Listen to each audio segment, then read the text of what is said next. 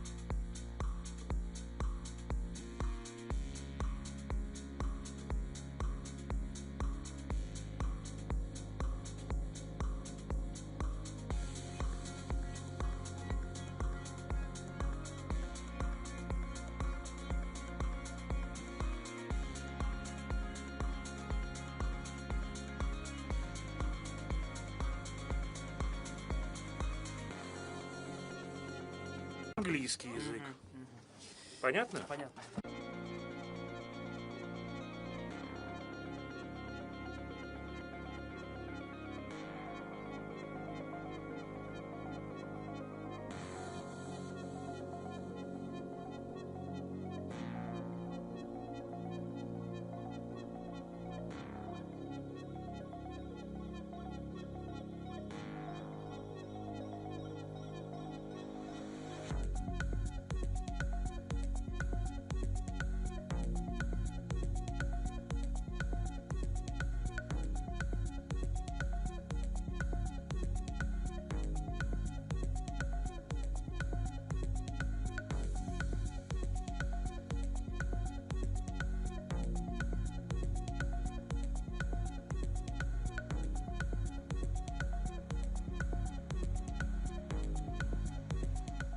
Уважаемые участники Петербургского международного экономического форума, просим вас занять свои места, отключить мобильные телефоны и вспышки фотокамер. Пленарное заседание начинается. Dear participants of the St. Petersburg International Economic Forum, you are kindly requested to take your seats, switch off your mobile phones and disable the flash on your cameras.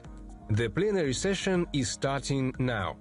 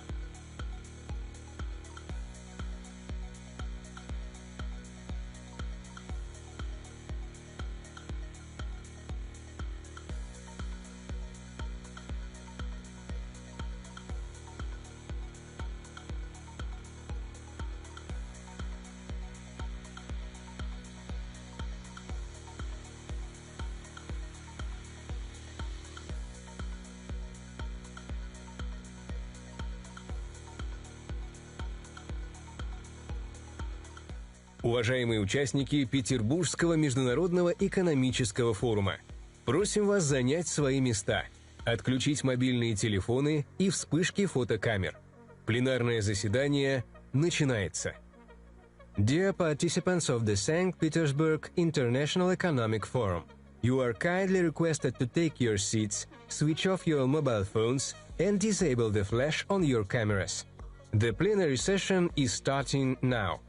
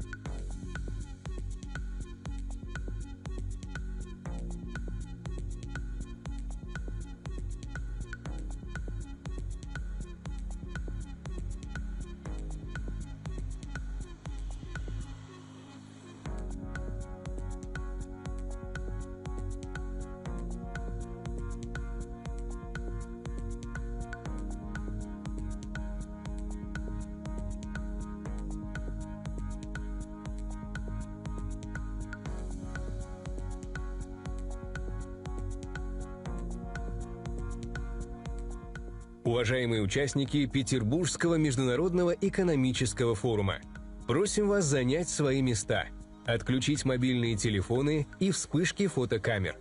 Пленарное заседание начинается. Dear participants of the St. Petersburg International Economic Forum, you are kindly requested to take your seats, switch off your mobile phones, and disable the flash on your cameras. The plenary session is starting now.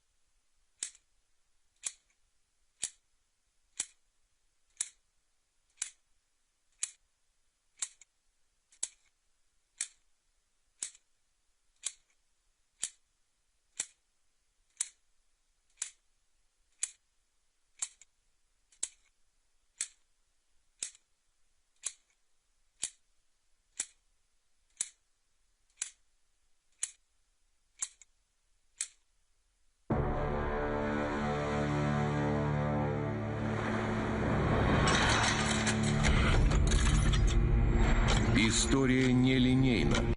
History is non-linear. It knows moments when humanity stood in silence before a choice: war or peace, separation or cooperation, chaos or stability. 1780. America and Europe are undergoing turbulence. There's the war of independence going on in the US, but Russia changes the rules. Catherine the Great takes the declaration of armed neutrality to protect neutral navigation. For the first time in history, law prevails over arms, order over chaos.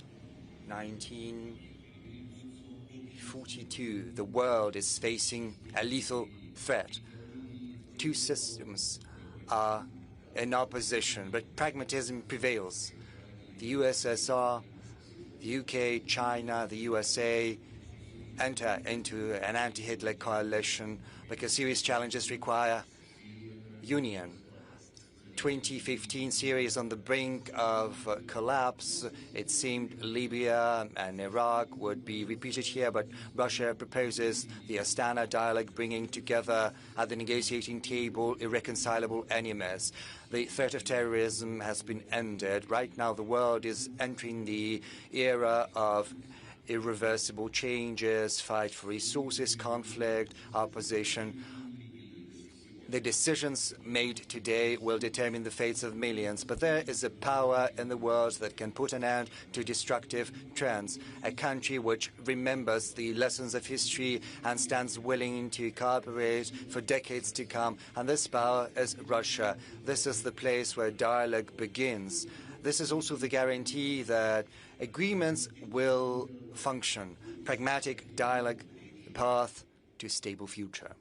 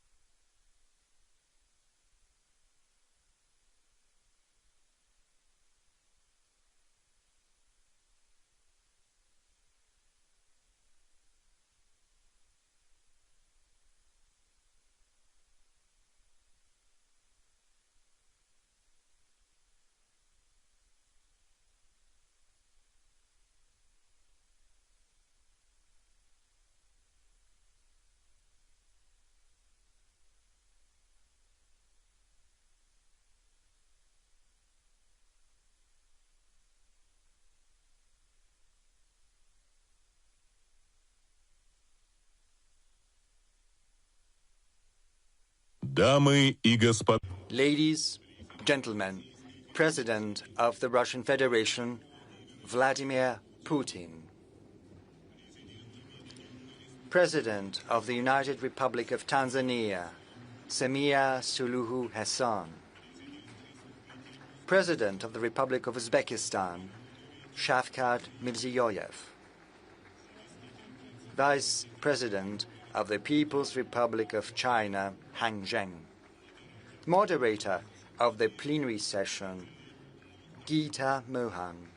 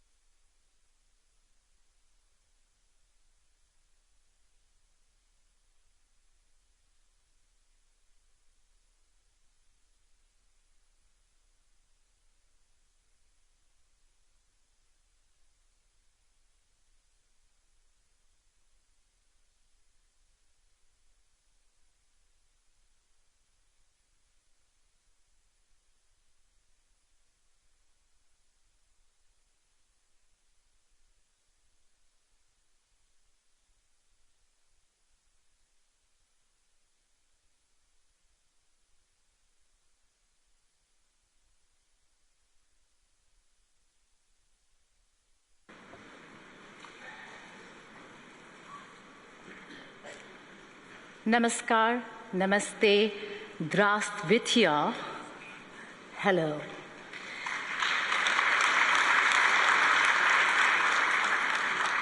Excellencies, distinguished guests, and friends, it is a privilege to welcome you to this very important conversation at a time when the world is clearly standing at an inflection point. For decades, the global economic order was shaped by a few powerful capitals, a few dominant institutions, and a few accepted rules of engagement. But a new global economic order and architecture is emerging, one that is more diverse, more contested, of course, but also more representative. The countries on the stage reflect that shift. We have Russia, a major power at the center of today's geopolitical realignment. China, one of the world's largest economies and a defining force when it comes to AI, trade, and infrastructure. We also have Uzbekistan, representing the rise of Central Asia and as a region of energy, connectivity, and geostrategic opportunity. And then we have Tanzania, an important African voice led by one of the most significant women leaders of our time.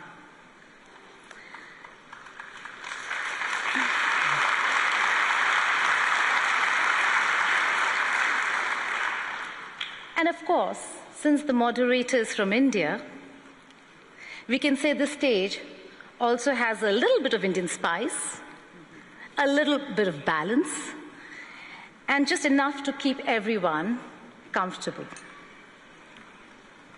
The question before us is simple but profound. Are we witnessing only a redistribution of power, or are we witnessing the birth of a fairer world order? The era of being lectured, pressured, or bullied is seriously being challenged. At the same time, independence is not easy. Strategic autonomy comes with costs. So today's discussion is not merely about geopolitics. It is about price of sovereignty, something President Putin has emphasized time and again. Can countries protect their national interests without being forced into camps or being sanctioned? It is about whether a multipolar world will be genuinely fair or simply replace one center of power with several competing centers. It is about whether BRICS and South-South cooperation can move from rhetoric to real economic instruments. It is about whether alternative payment systems, new trade corridors, energy partnerships, and technology cooperation can give the Global South true agency. And it is about a new world order where countries no longer want to be spoken for, but want to speak for themselves. With that, let us begin our conversation today. I'd like to begin by inviting President of the Russian Federation, Honorable Vladimir Putin, for his opening remarks.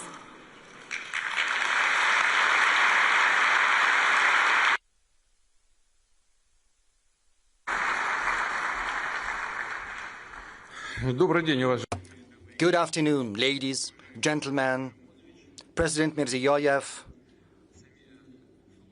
President Samir Suluhu Hassan, Vice President Hang Zheng, ladies, gentlemen, it is an immense pleasure to see this august assembly, this room packed with people.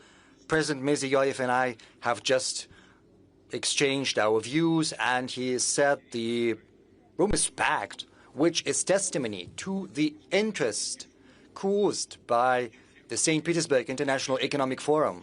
And I would like to welcome all the participants and guests here. Russia and St. Petersburg once again host leaders of companies, businessmen, experts this year from more than 130 countries with a view to building business contacts and creating new contacts. Our moderator has just given us a very high bar to which we should rise up, and I'm going to talk about. But before we came here, she said that the atmosphere is very good, and it was thanks to the organizers. So at the outset, I would like to thank the organizers of this forum, everyone who participated in the organization process. Thank you.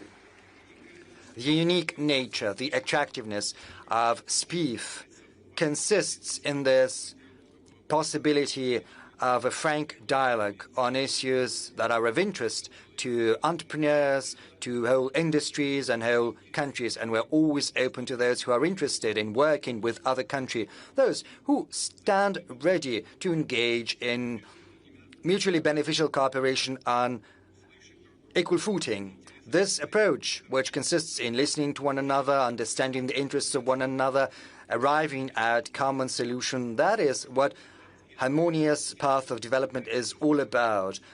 It also implies the opportunity to find solutions to the challenges the modern world is facing. We see that the energy markets are undergoing shocks. We see tensions provoked in certain regions. First and foremost, right now I refer to the Middle East. We see the short-sighted policies pursued by the European bureaucracy, which is accompanied by aggressive rhetoric and leads to further loss of Europe's position in the world economy. Moreover, it undermines regional as well as global security. As a matter of fact, the European elites are provoking chaos, and they are trying to plunge more and more countries into this chaos. These processes, they were not born of their own this is the consequences of the fact that over the last decades, the world is undergoing the most profound structural transformation, which is not a transition from one stage to another of the cycle. The very paradigm of global development is shifting. What did we have in the past? What I want to draw your attention to is the fact that for decades, global development model was based around a restricted number of financial centers, technological solution, insurance and logistics hubs, rating agencies, as well as reserve currencies. And this architecture was portrayed as universal, as something that fits allegedly everyone, and hence allegedly neutral.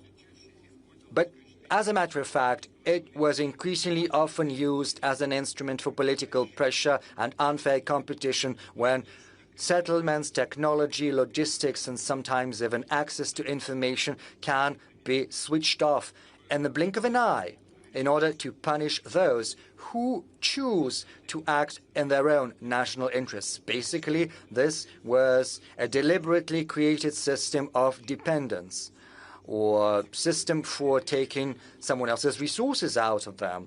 Right now, the overwhelming majority of countries see that, and this is something that is seen by entrepreneurs, banks, industrial companies, farmers, as well as transportation companies. They see that their investment plans to develop their business can face serious risks, that the external infrastructure they use can be turned against them. That is why countries begin to pursue their own technological solutions, building their own supply routes as well as institutions. Russia feels the full brunt of these changes. The pressure against our country remains, and yet the space for maneuver is growing. We see new partnerships, new financial and technological solutions. We're exploring more promising markets. Thus, Russia believes that the global changes are not just a threat. They also carry enormous opportunities, and to seize them, we're trying to act swiftly and pragmatically. I will reiterate, this current turbulence goes back to the fact that from a vertical, hierarchical model which served the interests of a very small group of countries, the world is transitioning to a distributed, more comprehensive multipolar system. What am I referring to? The structure of growth is shifting in favor of new centers of development and the countries of the global south. Colleagues, you see that very well, and this is not a declaration. This is objective realities, because the countries I'm referring to see a growth of population. They see the birth of middle class, a surge in their industry, and expansion of their domestic market, which means new cities are being built, just as roads, ports, energy, and digital grids. They built their financial, educational, and scientific centers. I would like to say in that regard that the world is becoming more equitable, fairer, because economic growth is extending to a growing number of countries, giving billions of people who used to be on the periphery of the global economy new opportunities. Importantly, new centers of growth want to select their trajectory of development on their own. They want to get greater share of value added, build their own logos and standards as well as competences. So if you look at the global GDP dynamics of the last 5 years, you will see that almost half of its annual growth, 49%, is accounted for by BRICS countries, whereas the contribution of the so-called Group of 7 is estimated at 18%. Just for your information, I can tell you that in 2021-2025, the global economy grew on average by 4.1%. Annually, 2% accounted for by BRICS and just 0.8% accounted for by the G7. Right now, the share of BRICS in the world GDP based on purchasing power parity stands at 40%, whereas the G7 share is less than 29%.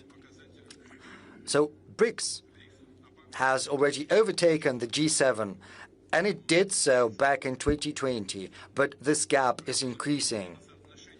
this gap is expected to grow in favor of BRICS. But what are the sources explaining this process? This is due to the fact that BRICS is going to grow at a steadily greater pace. The pace is greater right now, but this trend is going to persist. The G7 is going to grow at best by 1.1% per year, whereas BRICS nations are going to grow by more than 4%. Colleagues, we are not the ones who say that. This is the World Bank and the IMF that are saying that. International institutions have to state this.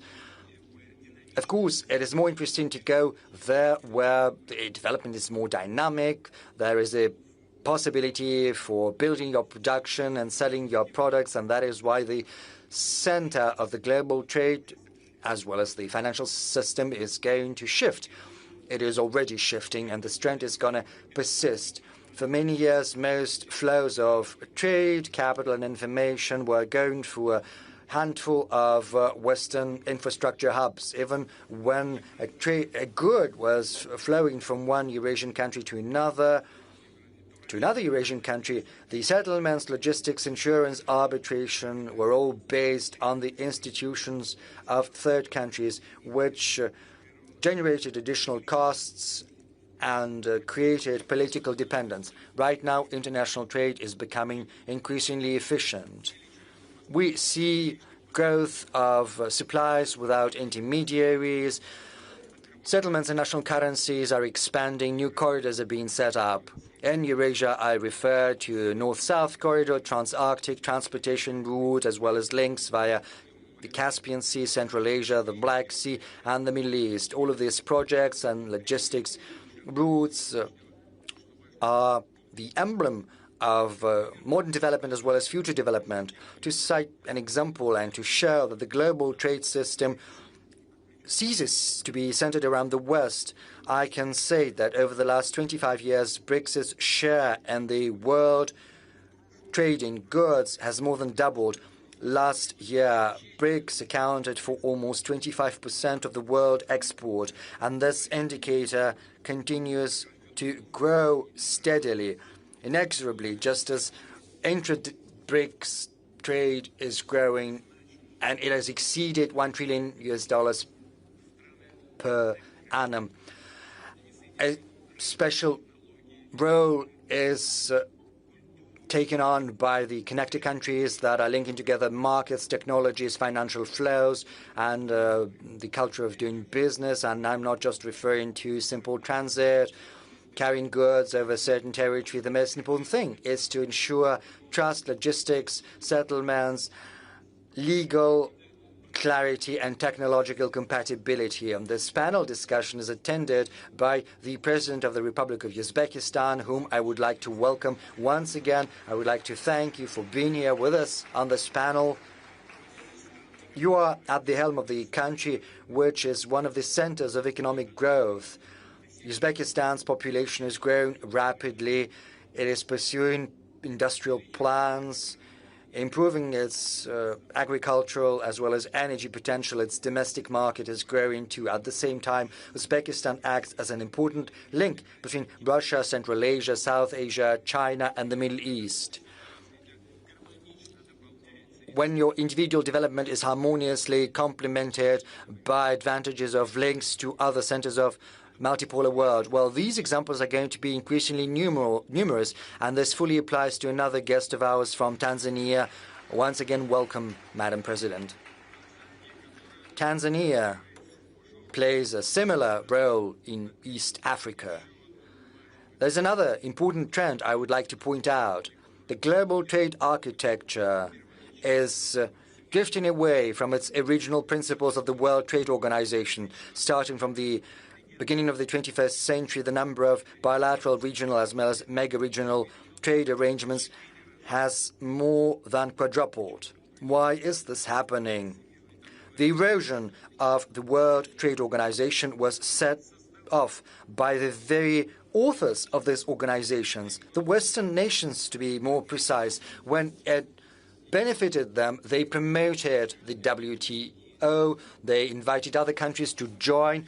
But once the West started to lose in this competition, universal common rules for the trade introduced by the WTO lost their interests to them. They became more of a burden.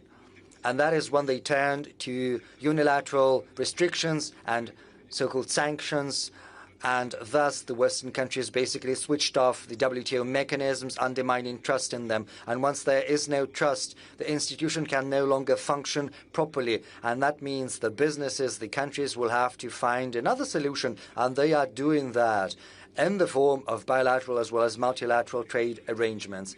I said that before, sanctions and basically the theft of Russia's international reserves has had an irreversible effect on the positions of the world currencies, namely the US dollar and euro. This is an evident fact we have to recognize. Right now, all countries without exception, and I would like to underscore that, just as Russia can instantaneously lose access to their legitimate assets denominated in USD or euro, they can also lose access to the Western financial and payment infrastructure.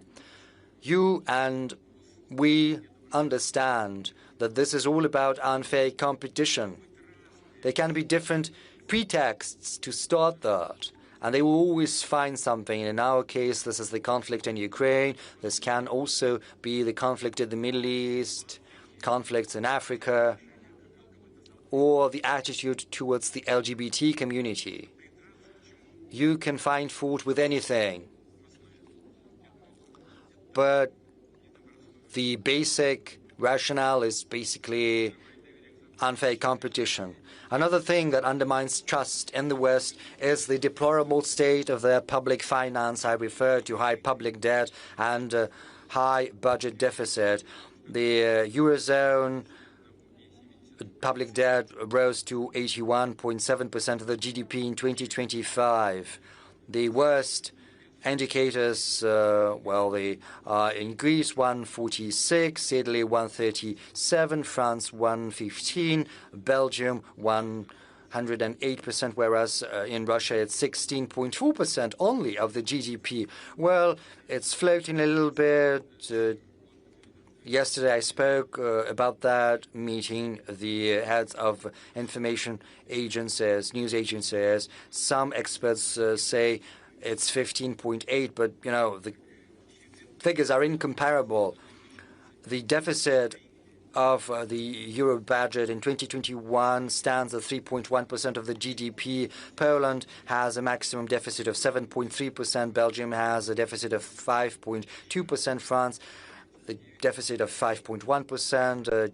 The U.S. has 5.9%, whereas in Russia the budget deficit is 2.6%. Maybe by the end of the year it will have risen a little bit, but still it will be inferior to the budget deficit in other advanced economies. This situation is fraught with the possibility of a surge of inflation, which happened back in 2021, 2022, when just in 2 years the prices in the Eurozone and the US grew by 14%. And that means that countries of the world are decreasing their assets. In the West, they're transitioning to payments in national currencies. They're making wider use of alternative payment systems, increasing the role of digital financial assets as well as the digital currencies of their central banks. Russia is mostly using national currencies in its trade contacts with our leading partners. The share of ruble in our exports stands at 65% or so almost two-thirds. I would like to underscore that the world needs a modern, agile and responsible financial architecture without any risks of restrictions or barriers, rather with incentives for sovereign development. These instruments have to decrease costs, speed up settlements, increase access to funding. And of course, we have to make sure there is no tax evasion, no fraud, no money laundering. This is something that has to be in our spotlight always. Historically, the West has been seen by other countries as the source of technological development. But right now, we see some fundamental shifts in this context. Over the last 25 years, the BRICS countries have significantly increased their high-tech export. Right now, it has risen to more than one-third of their global supplies, which means that the global technical leadership is shifting. This is a gradual process, and yet it is already ongoing. Now, our strategic partner, China, has most patents in artificial intelligence. Incidentally, Russia also has very good, promising advancements there. Let's give a round of applause to the Vice President of the People's Republic of China, whom we would like to welcome. Another key partner of ours is India, which is one of the leading players in the IT industry. It accounts for a significant share of the global software market. Russia also ranks high in the implementation of digital platforms such as trading marketplaces, solutions in finance and urban services, healthcare, as well as education, which help improve the quality of life of our citizens in Russia and beyond, in dozens of countries where they are vying successfully with similar solutions from abroad. We're also leaders in nuclear. More than 80% of construction processes in NPPs in the world market are conducted with the participation of Rosatom, more than 80%, which is a very significant figure.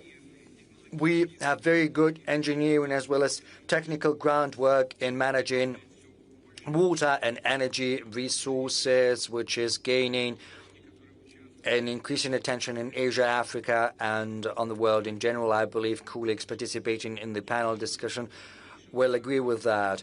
It is evident that the global transformation is mostly due to technical progress. Experts believe there are three key technologies for today and for tomorrow that are capable of transforming the lives of our citizens, how our business is being done, and how the government is operating.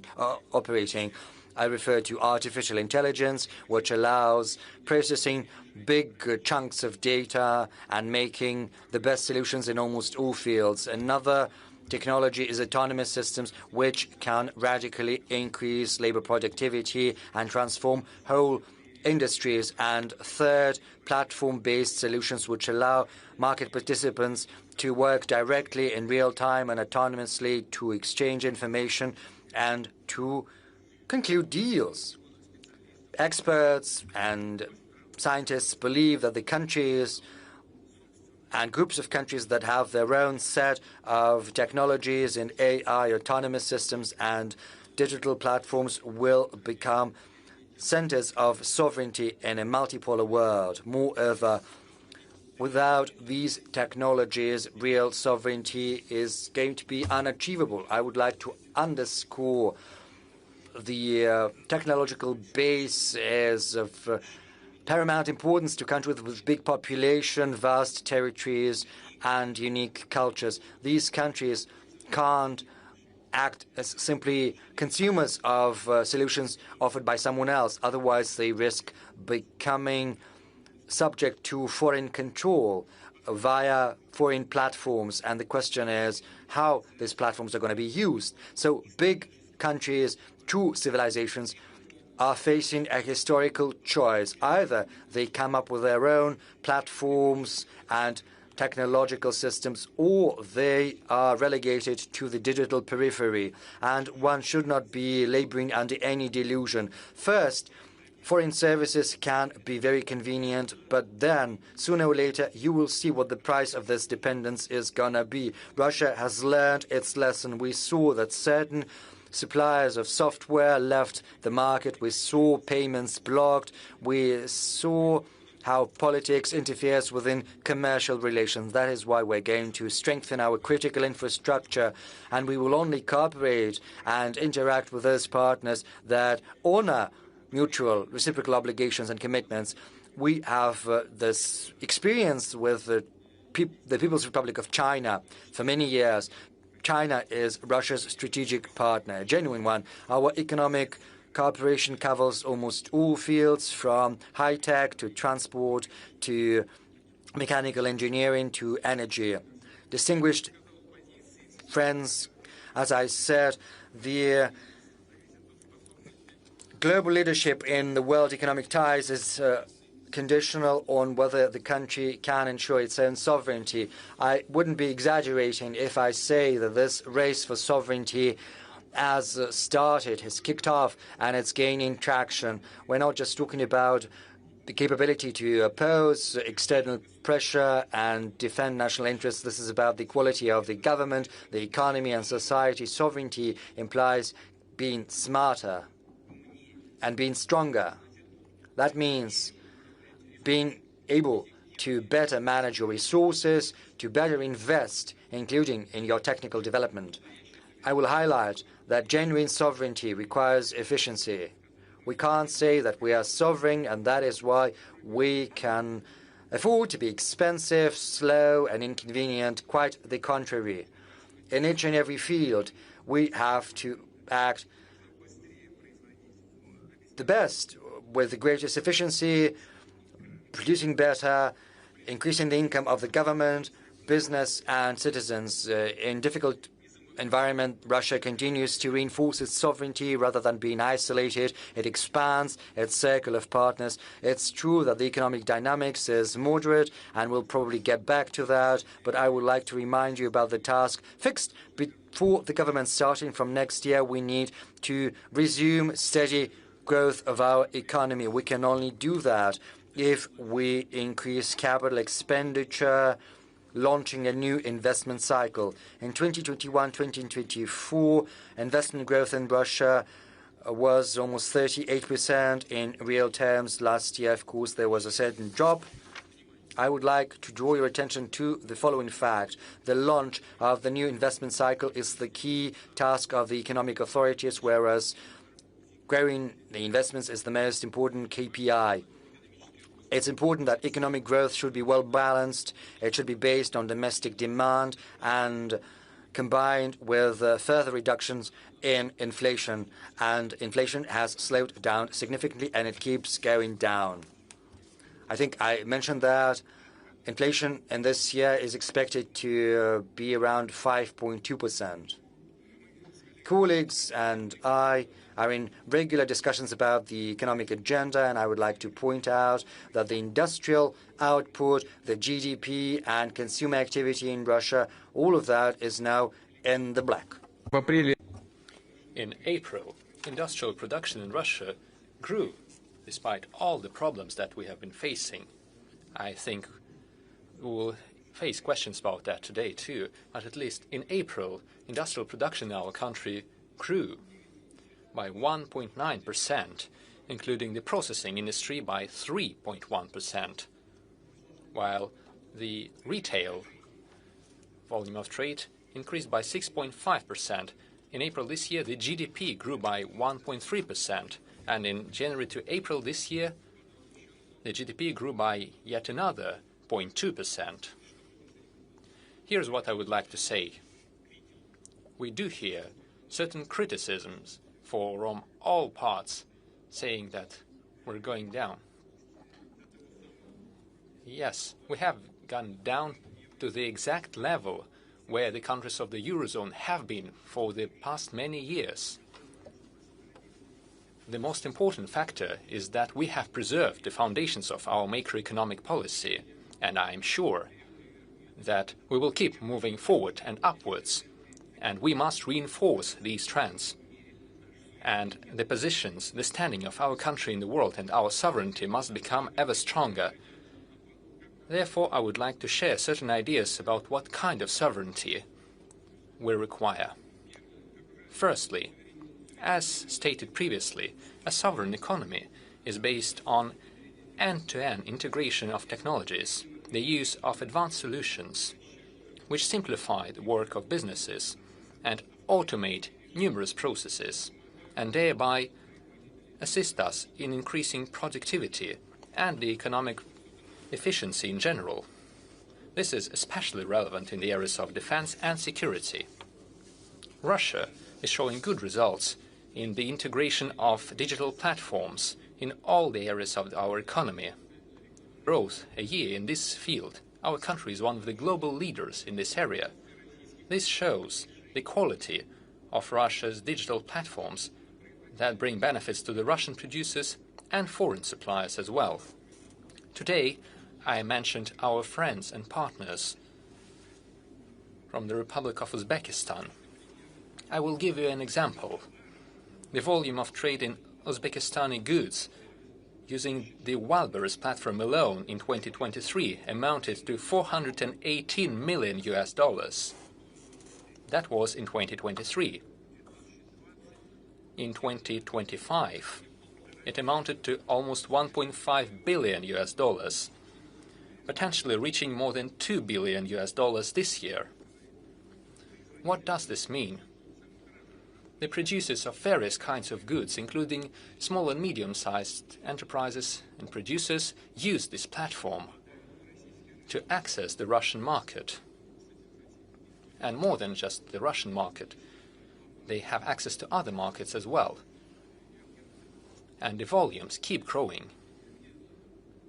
And the people work more efficiently and make more money. Small and medium-sized enterprises are developing.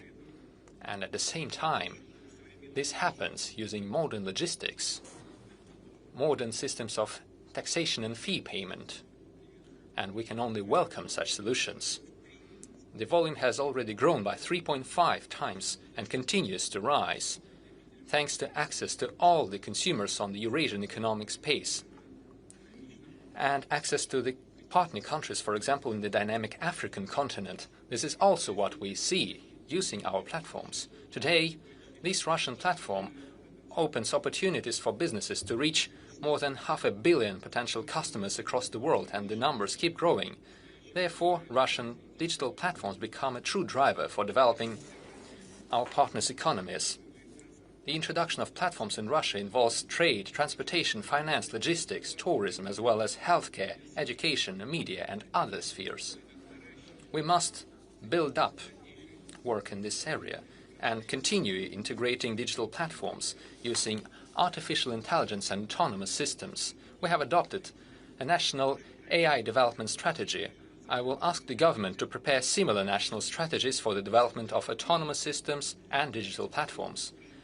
At the Future Technologies Forum, which will take place in the beginning of next year, I suggest discussing the development of ecosystems of digital platforms in the economy. I will ask the relevant interministerial work group under the presidential administration to support the preparation for this forum. The second point I would like to make.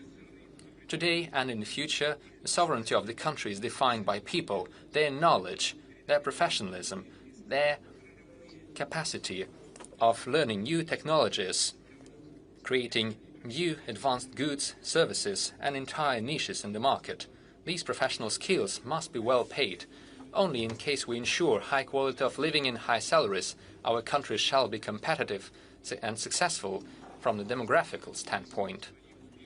With our strong professionals who are ensured of their professional future and their careers, Russia has one of the lowest unemployment rates among all the industrially developed countries. It currently stands at about 2.2% of the economically active population. This is a very good figure compared to other developed states. To compare, I could say that Japan is close to us with 2.5% unemployment rate, India with 4.2%, the United States at 4.2%, and the Eurozone at 5.9% of unemployment. Over the past 5 years, salaries in the Russian economy have grown in real terms by more than 30%. I am talking about real terms, minus inflation. The rates are definitely high. Let me underline that further stable growth of salaries shall be linked primarily with increased productivity, as well as efficient organization of production based on modern technological solutions and our strong School of Engineering. There is another matter related to labor mobility, when specialists can find more advanced and highly paid jobs at a new enterprise in a different region of the country, where professionals are more demanded and where they may find new industries from the strategic areas that create goods with high added value. We know that young people are the most mobile ones, those who have just graduated or are about to graduate from universities and schools. In order to ensure their professional start in the career, we agreed to legalize and create a legal framework for internships, defining the obligations of the employers and labor guarantees for the employees. We also agreed to modernize the student contract and to adapt it to modern conditions. I know that amendments to the labor code have been prepared. I will ask the government and the State Duma to accelerate their adoption. Third point. It is obvious that sovereignty of a country as large as Russia is not just defined by the capital or a few major industrial centers. Each region must attract investments and create high-quality jobs, develop their industries and their urban environments. Our platform shows different exhibition stands where the regions of the Russian Federation show their benefits, their successes and their future plans. They organize talks with investors, with companies wishing to reach their markets. I am sure that the members of our panel's discussions and the guests have already seen the diversity of the Russian regions and had an opportunity to take a look at the exhibition. As per tradition, during the forum, we take stock of the national rating of the investment climate in various regions of Russia. The first place this year was given to Moscow, the republics of Tatarstan and Bashkortostan, the regions of Nizhny Novgorod and Moscow. For the first time, St. Petersburg and the region of Sakhalin were among the top regions in investment climate. The regions showing the best dynamics are the Khanty-Mansi and Yamal-Nenetsk autonomous regions, the regions of Omsk, Vladimir, Volgograd, as well as Krasnodar and Primoria. I congratulate our colleagues on achieving such good results.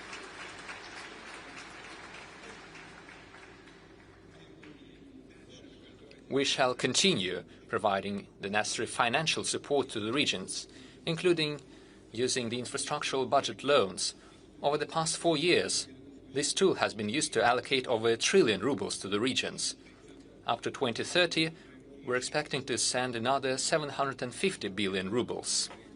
At the same time, we cancelled the debts of the regions on budgetary loans. Over the past 2 years, this amounted to almost 440 billion rubles, and this year we will postpone the payment of such debts by over 100 billion rubles. The regions may allocate these funds for development projects. Let me add that starting this year, the national rating of the investment climate takes into account another area. I am talking about the reduction of the investment construction cycle on the cultural heritage side. Old houses, mansions, buildings. The priority is to repair them, to renovate them, and make them available for visits by the citizens.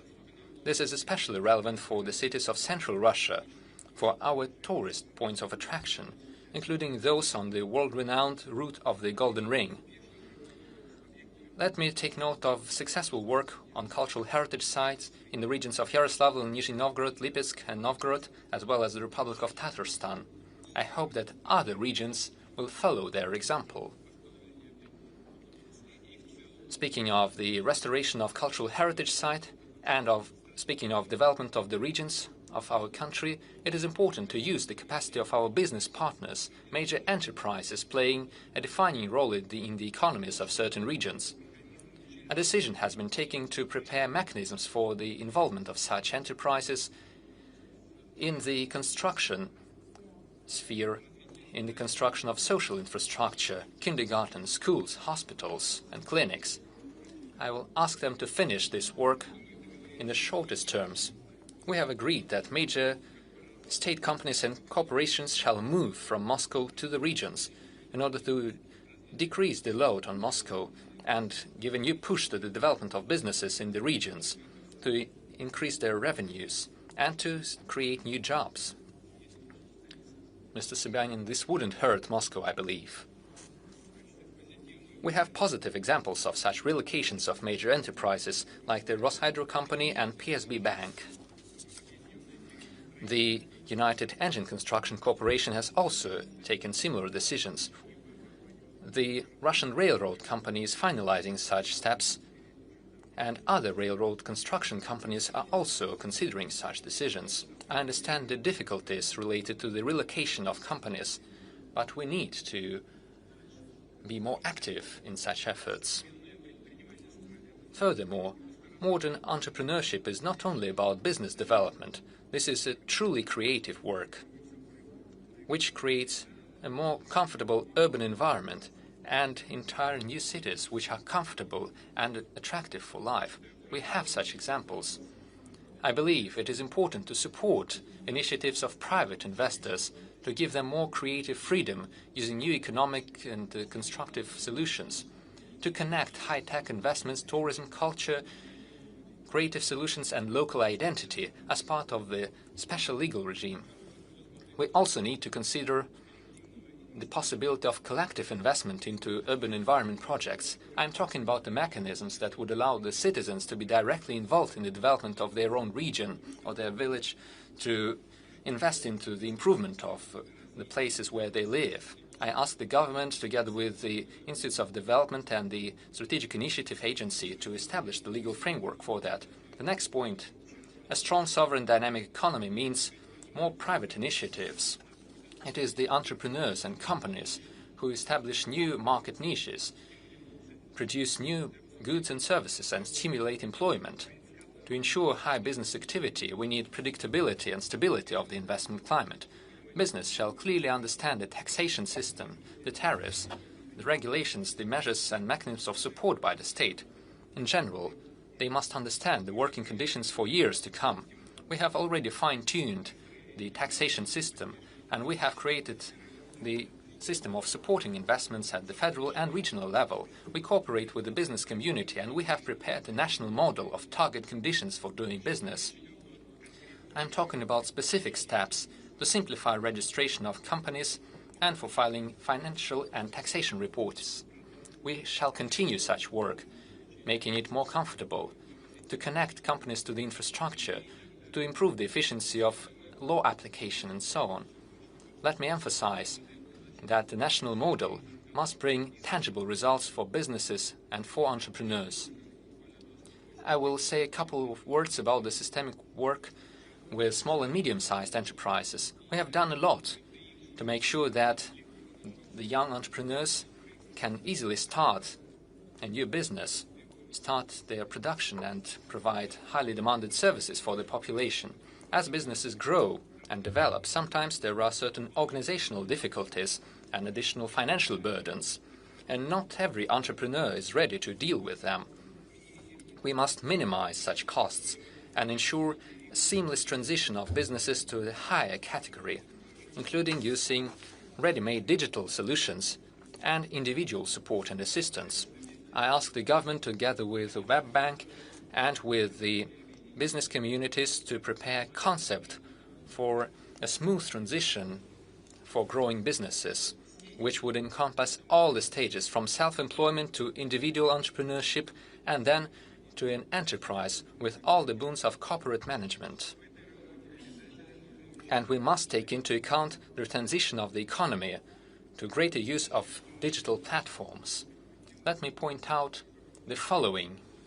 This topic has been in the center of discussions, as I know. Starting from this year, the revenue threshold for the application of simplified taxation system has been reduced. It currently sits at 20 million rubles, going down next year to 15 million rubles and down to 10 million in another year. We have discussed this issue with the business community in great detail, as well as with the chair of the government of the Russian Federation. I believe it is possible to postpone the further reductions of the threshold of revenue.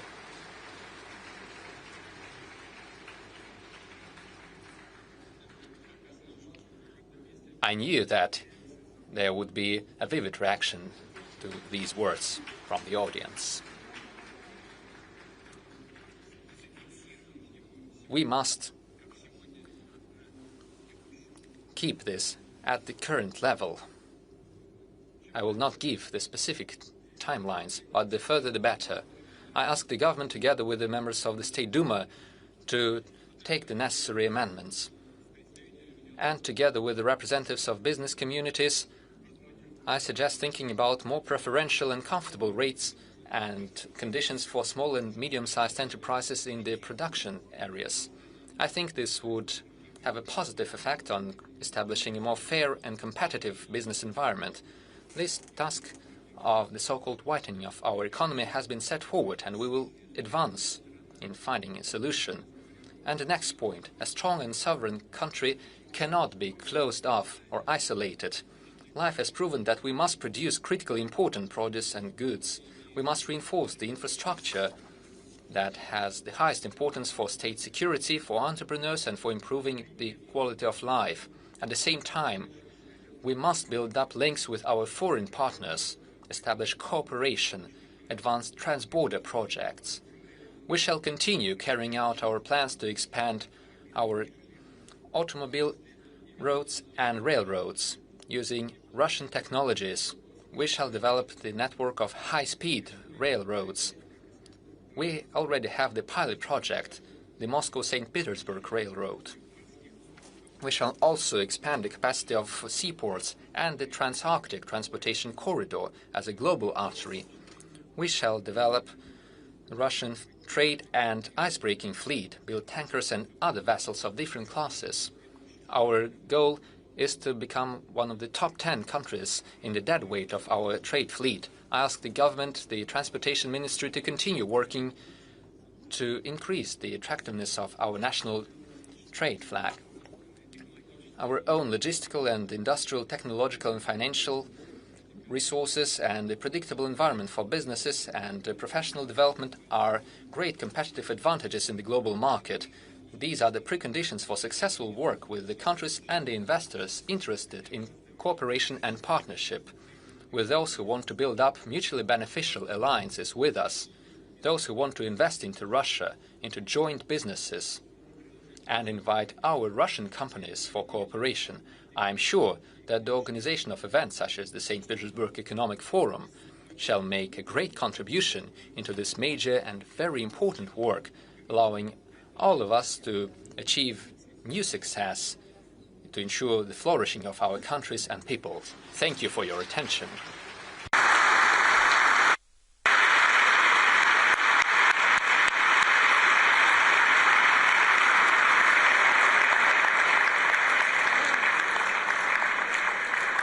Thank you so much, President, sir, for setting the tone and tenor of the conversation that we'll be having.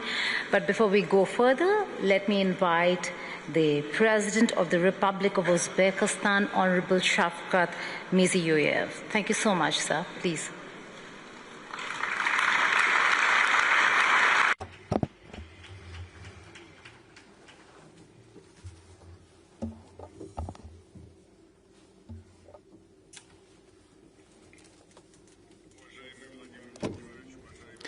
Dear Vladimir Vladimirovich, esteemed heads of states and government, ladies and gentlemen, first of all, I'd like to express my sincere gratitude to the President of Russian Federation, His Excellency Vladimir Vladimirovich Putin, for this hospitable invitation and all this warm hospitality.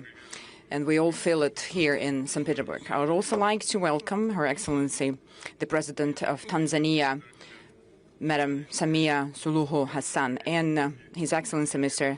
Han Zheng, the Vice President of the People's Republic of China. It is a great honor for me to participate in the St. Petersburg International Economic Forum, which over the course of its 30-year history has become one of the most prestigious and sought-after platforms for discussing the key matters on the global agenda. I am delighted to be back in St. Petersburg, the cultural capital of Russia, a city with a special history linked to Uzbekistan, spiritual closeness and human destinies. That's the connection we have. During the harsh war years, many Uzbek people participated in the defense of Leningrad, while Tashkent sheltered more than 1.5 million evacuated children, women, and elderly people. The memory remains part of our shared moral fabric, the memory of the victory we share. Dear forum participants, today, right here on the banks of the Neva River, we remember, we recall the past, we reflect on the past, and we're also discussing the future and the new architecture of the global economy. Just now, Vladimir Vladimirovich has brought our attention to that. That's what we feel, that's the new architecture of global economy. There is transformation going through the whole world. Transportation routes are changing, new supply chains are being formed, modern technological platforms are emerging, and artificial intelligence is being deployed all over the industries. Fundamental rethinking, reassessment of energy, food and digital security is taking place. Competition is increasingly evident not only in the struggle for markets and natural resources, but also is shifting into the realm of technology, algorithms, logistics, and infrastructure. Amidst the turbulence in the global economy, states and regions that play a consolidating role, and I'd like to emphasize in particular consolidating role, and they are there to establish a proper area for cooperation, sustainability, and mutual benefit. Uzbekistan for millennia has been the heart of the Great Silk Road. Through Samarkand, through Bukhara and Tashkent, not only goods has been passed through that route, ideas and knowledge, culture and religion traditions also were intermingled. So that's why the openness has never been a choice for us, but a vital necessity and civilization code. Now it is taking a new content. Uzbekistan and Central Asia as a whole are emerging as an independent center for economic growth. Here, the transportation, technological, and demographic frames are there. And that's the future coverage, the crossroads of the main lines of communication between North and South, West and East is taking shape here. To firmly secure this growing trend, we urgently need connectivity of a completely new level. This involves not only linking traditional transport, logistics, and energy corridors, but also integrating digital, payment, and industrial infrastructure. A strong, consolidated, economically interconnected, open, and sustainable Central Asia would serve the strategic interests of all our partners. Ladies and gentlemen, Russia for Uzbekistan is more than just a regional neighbor. It is our time-tested strategic partner and ally.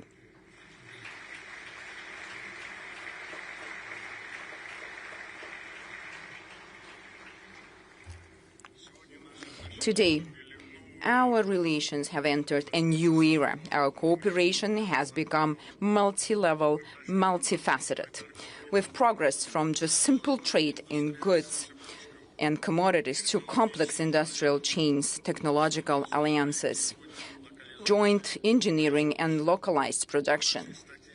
According to our statistics, mutual trade turnover has more than tripled over the recent 10 years, rising from $4 to $13 billion. The current portfolio of joint projects with Russia exceeds $50 billion.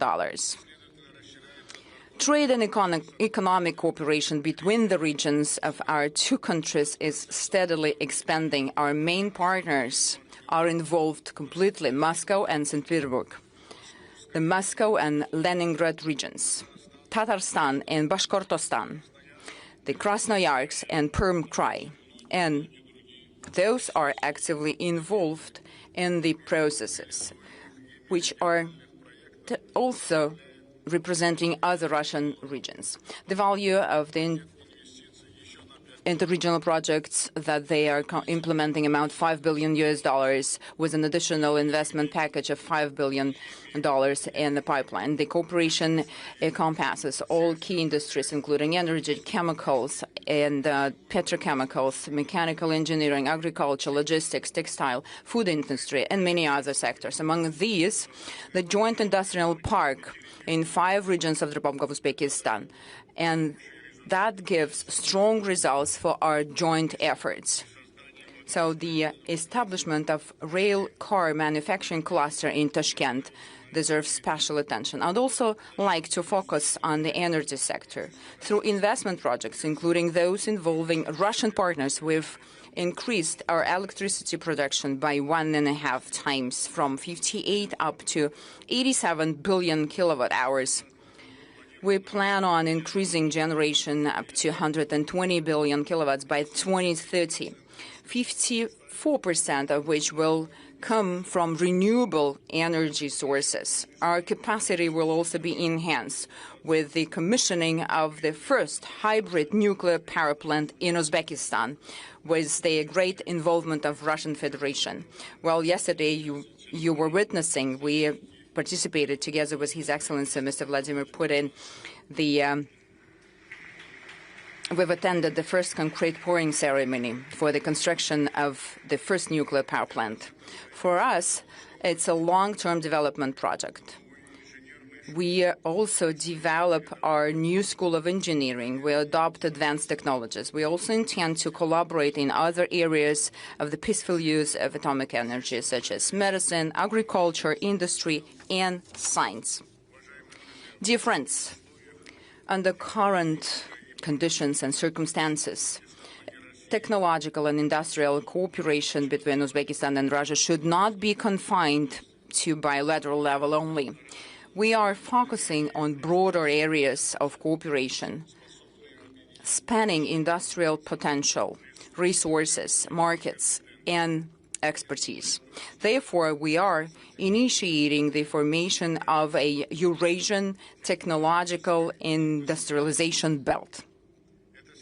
This is an interconnected system of industrial and technological clusters united by a single digital platform for industrial cooperation.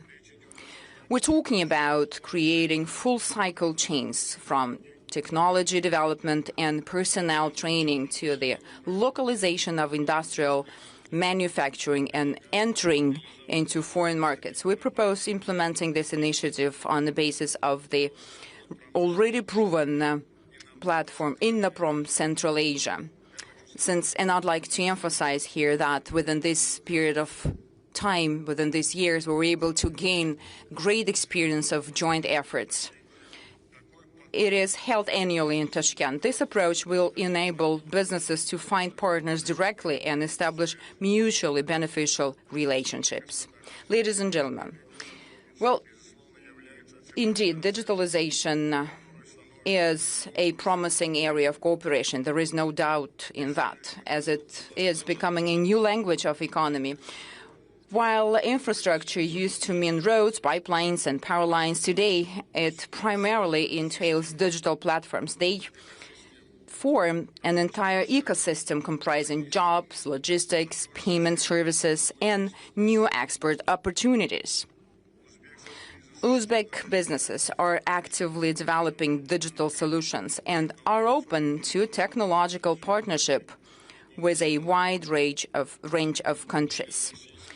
For instance, our sales volume has increased 3.5 times over the last few years through Russian marketplaces, and Mr. Putin has mentioned that as well in his welcoming remarks in his address, and I'd like to emphasize that as well. And digital services reaching over $1.5 billion, that's quite strong result, I think, and it's a great perspective for our future cooperation. To deepen our cooperation, we propose creating a joint digital ecosystem.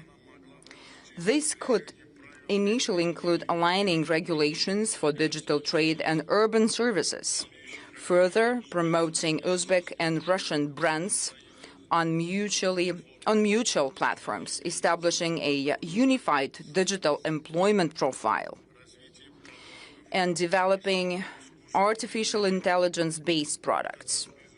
This will open up new markets for businesses and will provide our nationals, our citizens, with additional income opportunities. At the same time, in the pursuit of digitalization, it is important to keep in mind that ultimately the individual human being is at the core of all transformations. Today, Uzbekistan is one of the youngest countries in the world, with more than half of its population being young people. That's not just a statistics. It is the source, the energy for development. It sparks new demand. It is our future. Our task today is not merely to provide young people with modern knowledge, equip them with that. It is also crucial to create an environment, conditions for them, where young people can master advanced skills and realize their potential. Cooperation in education and professional training plays a special role here. Uzbekistan is home to 32 branches of foreign universities. I'd like to repeat this figure. It is important. Together with Vladimir Vladimirovich, we worked together, and there was great support on behalf of Mr. Putin. Out of 32 branches of foreign universities, 15 are from Russian Federation. That's the largest network of Russian universities abroad.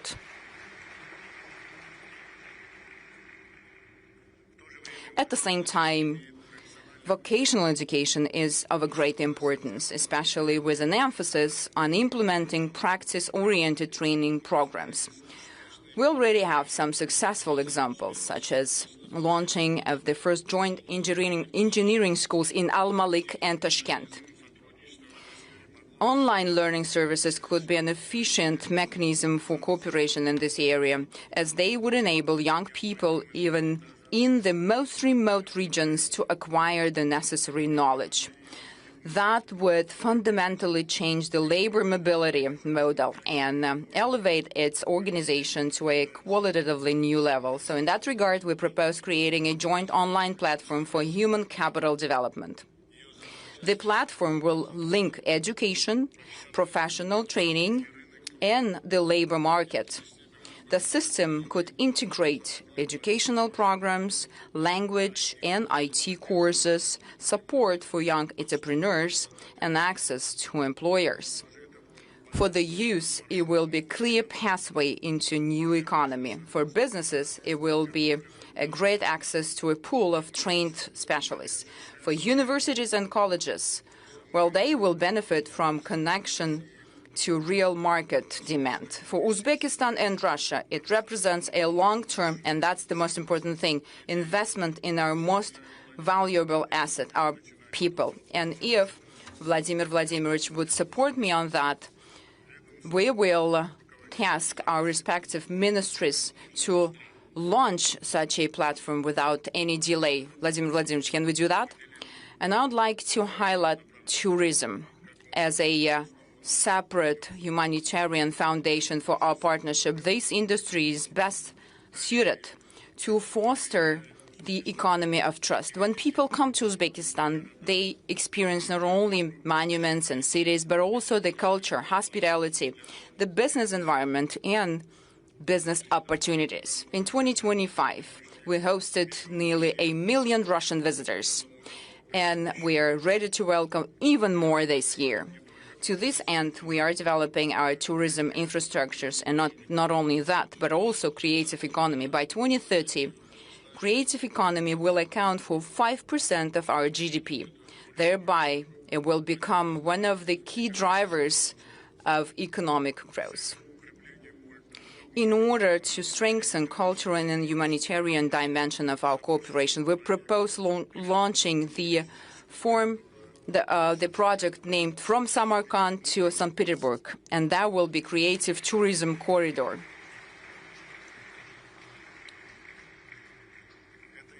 This initiative involves organizing joint art and film festivals, museum exhibitions, culinary weeks, and musical events. Yesterday, Uzbekistan cultural and artistic projects were launched at the Mariinsky Theater and the State Hermitage Museum. Dear participants of the forum, the year 2026 holds special significance for our country. We are approaching a landmark milestone in our systemic reforms. A decade ago, we embarked on the construction of a new Uzbekistan based on openness, inclusivity, and pragmatism. Over these years, we've established a strong foundation for long-term growth, including a favorable business environment, a stable industrial base, and new infrastructure. Our economy has grown. In 2016, our economy was only $50 billion. Now, within this period of time, up to the end of 2025, it has increased up to $147 billion, and we forecast growth of over 8% this year. During the period of reforms, we've attracted more than $150 billion in foreign investment and launched thousands of modern enterprises. Export of commodities and services have almost tripled. Even right now, amid global instability, Uzbekistan continues to demonstrate sustained growth. Our economy is becoming more diversified. The domestic market is expanding, and the demand is growing for modern technologies, infrastructure, and high-quality jobs. One of Uzbekistan's key strengths is its young, vibrant, and rapidly growing population. This provides a long-term foundation for the development of entrepreneurship, technology, services, and industry. However, demographics alone do not guarantee success. This potential must be transformed into a powerful and intellectual resource, manifesting as competencies, productivity, and the capacity to create high value-added products and technologies. Since the beginning of our reforms, we've been committed to integrating market efficiency and social responsibility. This is the defining feature of the Uzbek model of economic development. The growth must be not only just rapid, it must also be sustainable, inclusive, and focused on improving people's quality of life. Over the last 5 years alone, the populational aggregate income has increased 2.5 times fold. Our main criteria are the high quality of life, human dignity, and unlocking the potential of every human being, every individual. The Uzbekistan 2030 development strategy is designed to achieve this very goal. Our aim is to raise the population's income to above average levels by this date, transition of all sectors to a technological and innovative growth model, and increase the size of the economy by another 1.5 times to over $240 billion. Dear foreign participants, we are consistently creating all necessary conditions for global investments here in Uzbekistan. We are establishing a favorable business climate, improving market institutions, and increasing the level of competition and production potential. We invite present here investors to create new industrial value chains with the high value-added values. Our priorities are the deep localization of competences, production, and R&D, as well as the development of modern engineering and new export avenues. This is particularly important in the sectors where the new economy is taking shape today: industrial processing, agri-tech, biochemistry, robotics, digital solutions, artificial intelligence, and infrastructure projects. We see great potential for cooperation through public-private partnerships in the various sectors, including energy, aviation, education, and geology, and many other areas. We offer interested partners not only the access to growing domestic market, but also the access to neighboring countries and regions. Dear friends, Uzbekistan is a reliable and predictable country for the global business community. The trend of our economy towards the highest level of openness is objectively confirmed by leading rating agencies. This year alone, our country has risen another 14 places in the Index of Economic Freedom. In recent years, we've placed $16 billion worth of sovereign and corporate bonds on international markets. Last month, the London Stock Exchange hosted the initial public offering of shares of the National Investment Fund of Uzbekistan that consolidates the assets of our major state-owned companies in order to further develop the capital market and create a sustainable financial and investment platform that operates according to the best standards. We've started to set up the Tashkent International Financial Center. The center's special legal and tax regime will provide investors with convenient tools and reliable guarantees for conducting business. Taking this opportunity, I would like to invite all of you to the Tashkent International Investment Forum, which will be held on June 16 through June 18, and that will provide an opportunity to gain first-hand experience of the opportunities and prospects of new Uzbekistan. Ladies and gentlemen, the theme of this year's forum, the motto of that, is quite symbolic. It's pragmatic dialogue, the path to a stable future. Indeed, open and respectful dialogue has become the main prerequisite for sustainable development today. The new opportunities arise where there is trust, a willingness to cooperate, and a commitment to finding solutions together. The partnership between Uzbekistan and Russia is a prime example of this kind of interaction. I'd like to once again to express my deepest gratitude to His Excellency, Mr. Vladimir Vladimirovich Putin, the President of the Russian Federation, for the invitation to this major international forum and the opportunity to present the development priorities of New Uzbekistan. In conclusion, I wish all the participants productive work and meaningful exchange of views. Thank you for your attention. Ladies and gentlemen, that's the President of the Republic of Uzbekistan. I'd now like to invite the President of the United Republic of Tanzania, Honorable Samia Suluhu Hassan. Madam President, the floor is yours.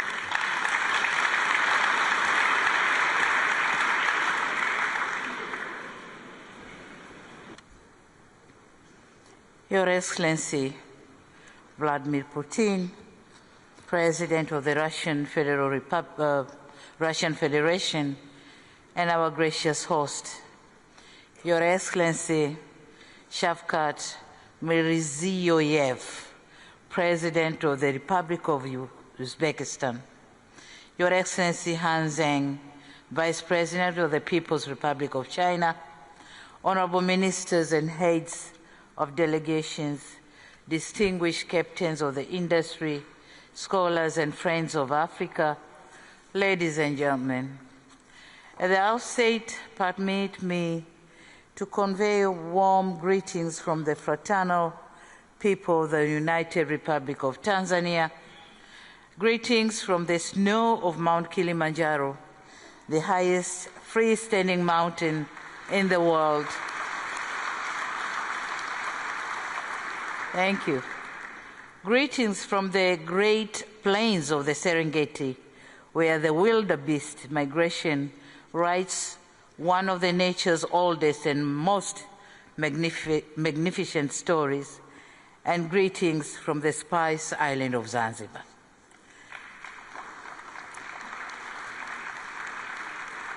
It is a profound honor to stand before you, before this distinguished plenary, a stage that for over 29 editions have become one of the world's most significant platforms for candid economic conversations. I sincerely reiterate my profound appreciation to our host, His Excellency President Putin, and the people of the Russian Federation for the warm hospitality extended to me and my delegation since our arrival in this magnificent country. Excellencies, as you may be aware, Tanzania and Russia share a long-standing partnership that spanned more than 6 decades. In December this year, our two countries will commemorate 65 years of diplomatic relations. Certainly, we do not take this milestone for granted. We treat it as an enduring testament of strong commitment to a mutually beneficial partnership that seeks to uplift the lives of our people.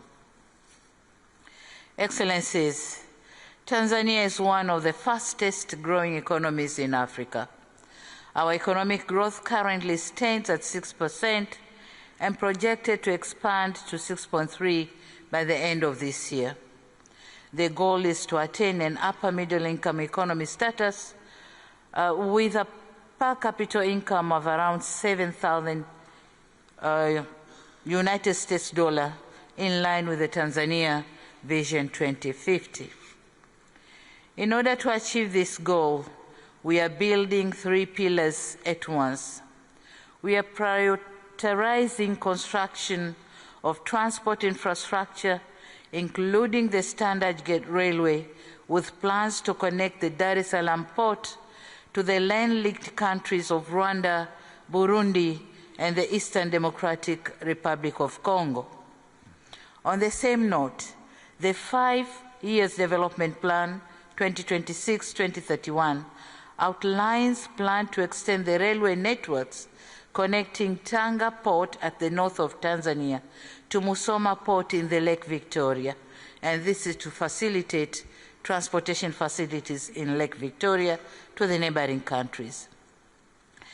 The Southern Corridor Railway, which is going to connect Tanzania to Malawi and Mozambique, is another railway project.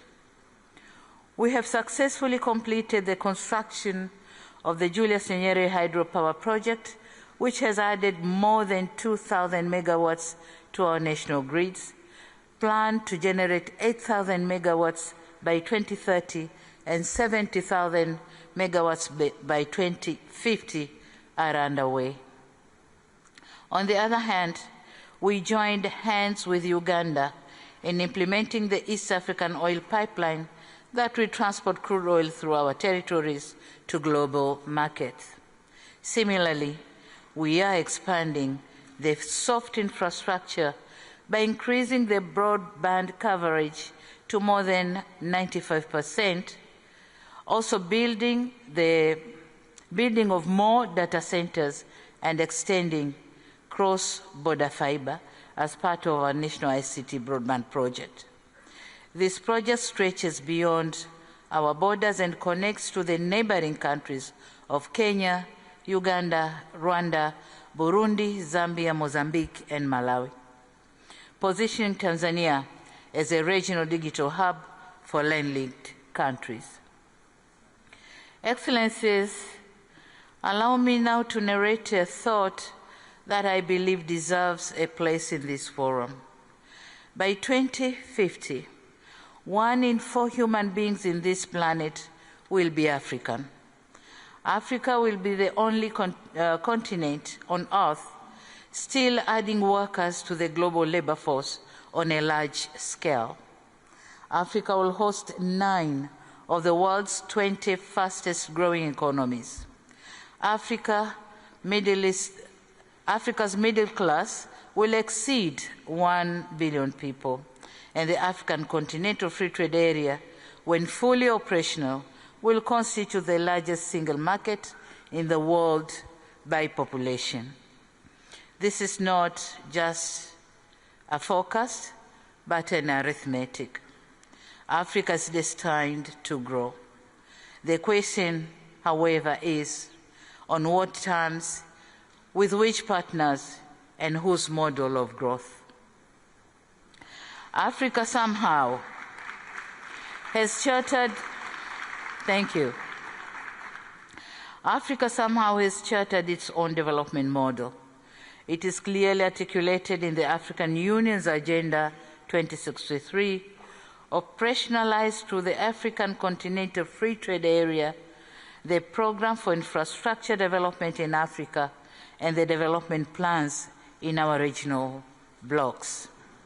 To date, talking of our bilateral relation between Tanzania and Russia, to date, relations between our investment authorities, the Russia's Congress, and the Tanzania Investment Authority have been formalized through signing a memorandum of understanding which will open a new bridge of business to Tanzania. Concrete steps have been taken to review our laws and regulations for purposes of creating favorable investment environment and henceforth attracting more capital investment. In 2025, we created a one-stop center for all investors coming to Tanzania. New companies can now register online within 24 hours.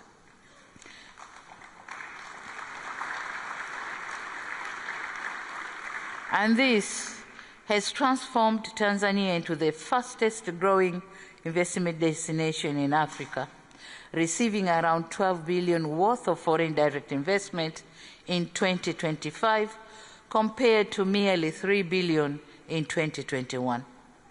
We are proud to say Russia enterprises have contributed to this growth trajectory. Our trade has equally remained steady at around $4 million annually. Tanzania is challenged to export more to Russia, and Russia is exporting more to Tanzania.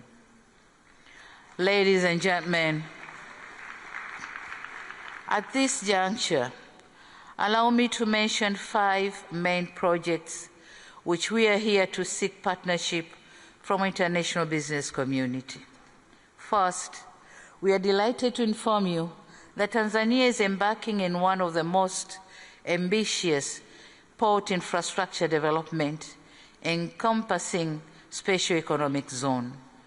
And this is being done just 40 kilometers north of our commercial city, Dar es Salaam. We are turning a small historic trade vicinity into a global hub of commerce, manufacturing, and maritime sector development. The Bagamoyo Special Economic Zone is our #1 flagship project, of which we welcome international enterprises to partner with us. Moreover, we are developing a complex Mangapwani port, transshipment port in our beautiful island of Zanzibar. The visibility studies for both ports are ready, and we are eagerly encouraging partners to join us in investments. Second, on mining and mineral beneficiation, we have endeavored to ensure that the existing wealth of gold, uranium, nickel, graphite, helium, niobium, and other rare earth elements bring us massive economic returns. Our national policy is clear. We intend to move steadily from being a producer of raw materials to a producer of finished products. We invite partners to invest with us in industrial parks that will give a real meaning of mining beneficiation. Third is on tourism. Tanzania is one of the world-renowned tourist destinations. Our remarkable hospitality industry continues to dominate the global tourism platforms. Last year, for the second time, the Serengeti National Park won the African Leading National Park at the World Travel Awards held in December 2025. At the same time, Tanzania has also been crowned as Africa's leading destination, and Zanzibar was awarded Africa's best corporate retreat destination. As part of our plan to attract tourists from Russia, we have designated our national carrier, Air Tanzania, the wings of Kilimanjaro, to begin direct flights between Dar es Salaam, Moscow, and Zanzibar. And this is going to begin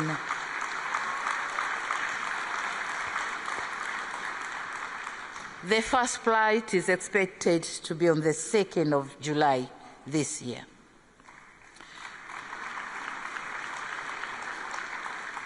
We aim to increase the Russian visitors to Tanzania to 500,000 by the year 2030 and 1 million shortly after.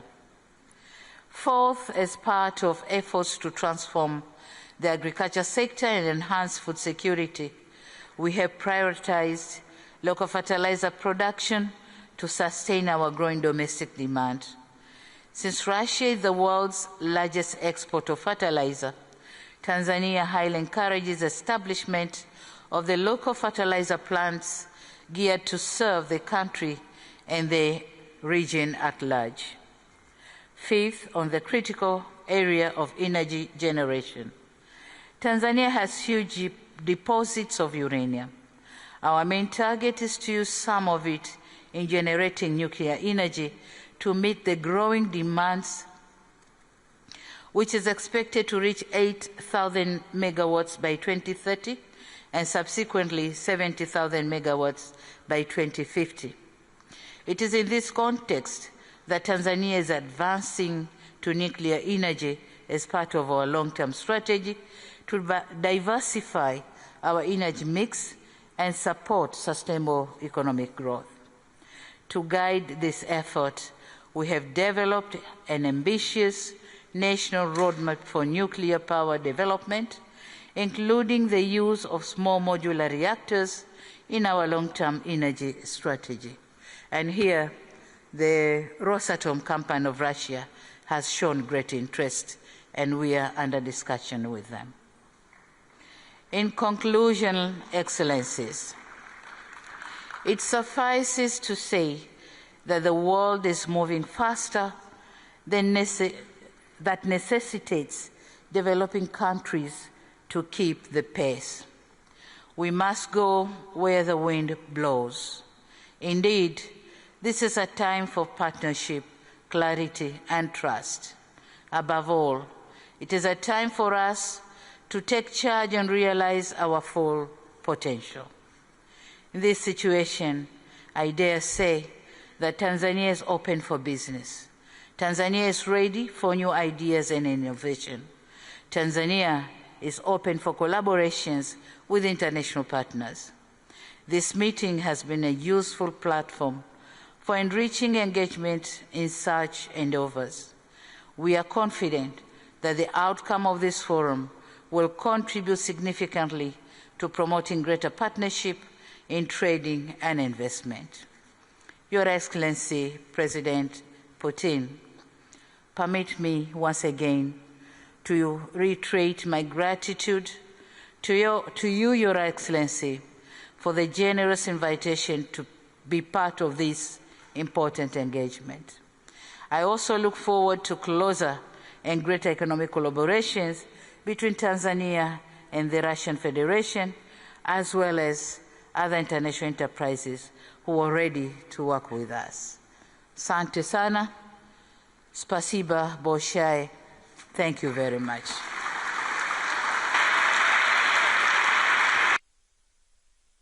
Ladies and gentlemen, that was the President of Tanzania. Tanzania is open for business. With that, I call upon our next speaker, Honorable Vice President of the People's Republic of China, Honorable Han Zhang.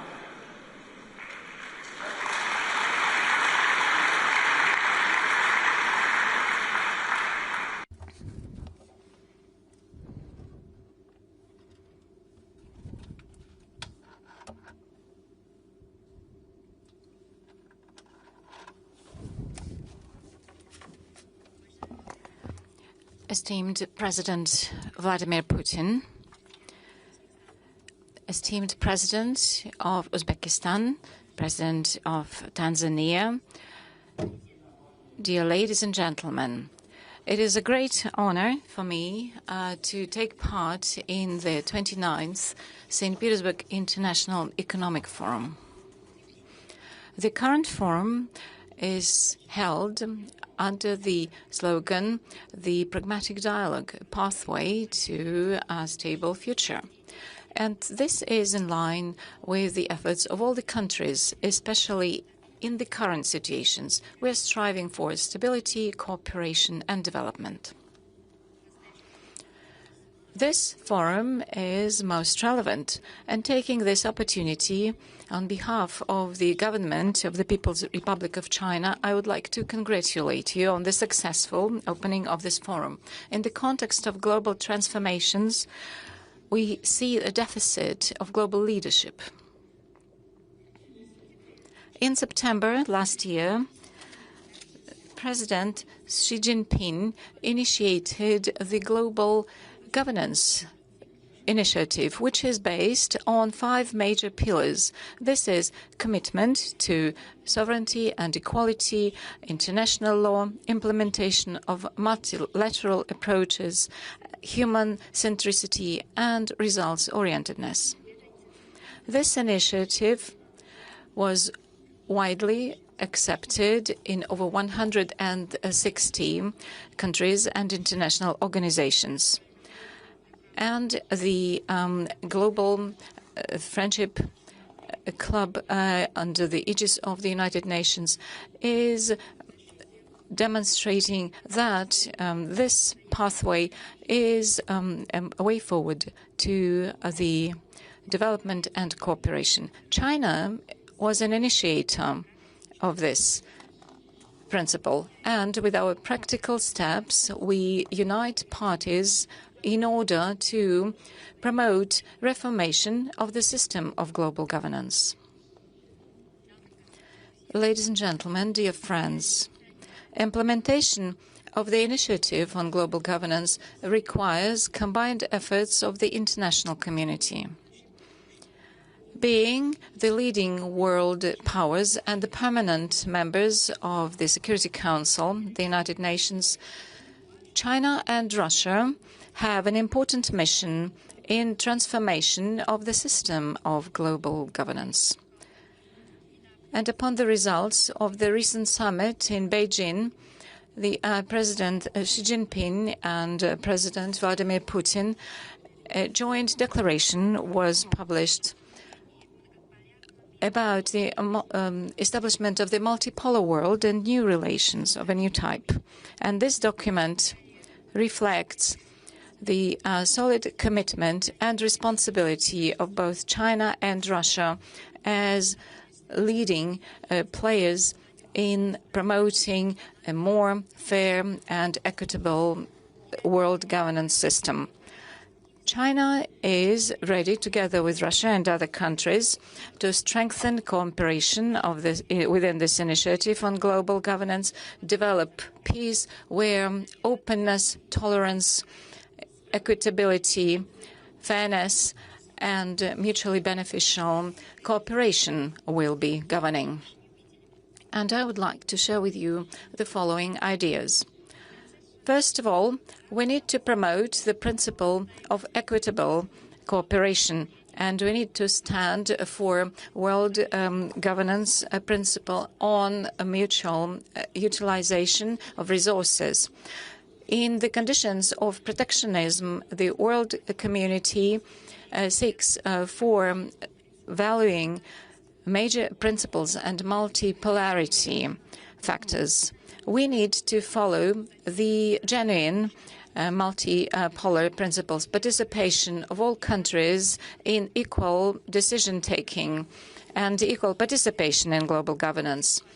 And we need to be committed to democratization of world relations, and our voice should be louder in the area of developing countries. And all this for the benefit of reflecting the interests of all countries in global governance. Secondly, we need to protect international justice and the authority of the United Nations. All parties should protect the international system based on international law, world order, and the governing norms of world relations in line with the principles and Charter of the United Nations. And we are against a hegemony in all its forms. We need to protect international justice using the international law and norms, and we should counteract double standards. We need to support the authority of the United Nations in the new context, so that this organization should play as a role of the platform for overcoming different challenges for all states. Thirdly, we need to promote the comprehensive development and ensure benefits to all peoples of the world. In order to improve global governance, we need to follow the following goal. It is improving the welfare and wealth of the population, and the sustainable development of the United Nations up to 2030 should be expanded, and we need to promote prosperity of all the countries. China will continue to be open in its external relations, and high-quality development of China will ensure opportunities for the world. China, as a hosting country for the Asia-Pacific Economic Cooperation Organization, is ready to contribute to promotion of the Asia-Pacific region and the whole world. The fourth principle, it is strengthening coordination of actions and providing more tangible results. China has been committed to the Belt and Way Initiative development and takes an active role in the SCO, BRICS, and other integration associations. And we promote the international cooperation in such areas as artificial intelligence, climate change. China is also a co-founder of the International Organization on Mediation, together with over 30 states. It is necessary to coordinate international actions with an emphasis on bringing together strategic objectives and political coordination of different countries, also under the international states, in order to form a very powerful force to counteract world challenges. Ladies and gentlemen, dear friends, this year is the first year of the 15th five-year plan in China, which includes the huge plans of China development for the coming 5 years, and also it opens up horizons which are mutually beneficial for China's cooperation with all countries of the world. China is ready to implement the initiative on global governance and also to strengthen the more rational global governance system, and hand in hand to open up a new bright future for the whole mankind. Thank you for your attention. Thank you so much. That's the Vice President, People's Republic of China. Excuse me.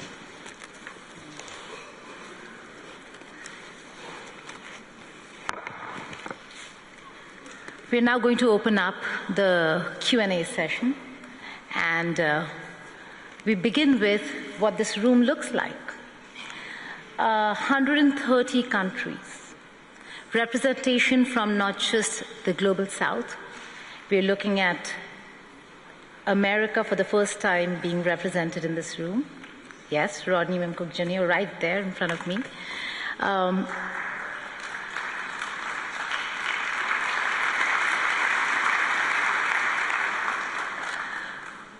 This is also a year where Saudi Arabia is the guest of honor, and so we have the Minister of Energy of Saudi Arabia sitting right there.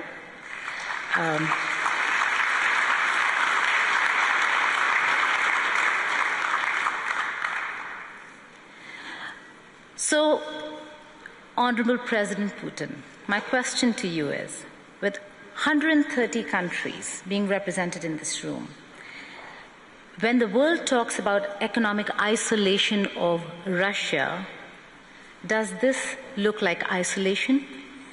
And pardon me for being a little forward when it comes to thoughts and opinions. Is it Russia that is isolated, or is it partly Europe today that stands isolated?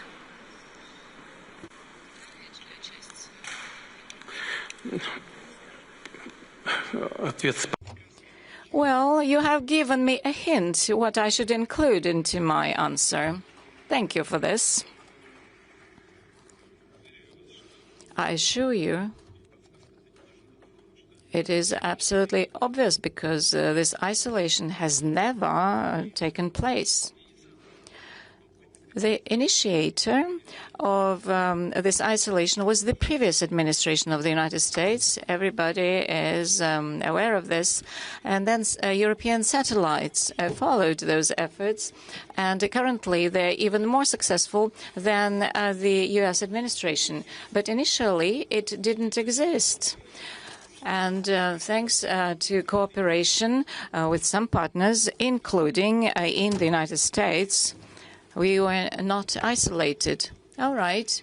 Here we have representatives of one energy company, and the previous U.S. administration was trying to fight our LNG project. But as soon as this project began functioning, the first LNG was sent to the United States. Then uranium, yes, we are delivering uranium to the American market. And the first country in terms of the volume, yeah, it is an American company. Then there's an international company with participation of the European and American capital. And the third one in terms of volume is a Russian one until now. All right, so everything is functioning. So Americans are pragmatic, and we have to use them as an example. So whenever it benefits them, things went on. We still keep energy projects going in the Russian Far East with certain countries that formally, officially have announced their withdrawal, and yet they still remain in these projects. They keep progressing. And I'm not even talking about our friends. They're not just friends. I would like to highlight that. Our reliable partners. I refer to African countries. I refer to countries of Asia. India, naturally. India, which has never followed any diktat from abroad, or the People's Republic of China, whose sovereignty and sovereign decision-making can never be contested. And as far as organizations, international ones are concerned, we have been working, and we have been working with our partners and historical neighbors, so everything keeps going, progressing. There is not much damage to us. And as you've pointed out, we see official representatives from the United States of America. I know there are representatives of Europe, and this is something we welcome. We have never isolated ourselves from anyone. And if the situation has changed in a way that we've got people from these countries, this is something we can only rejoice in, welcome.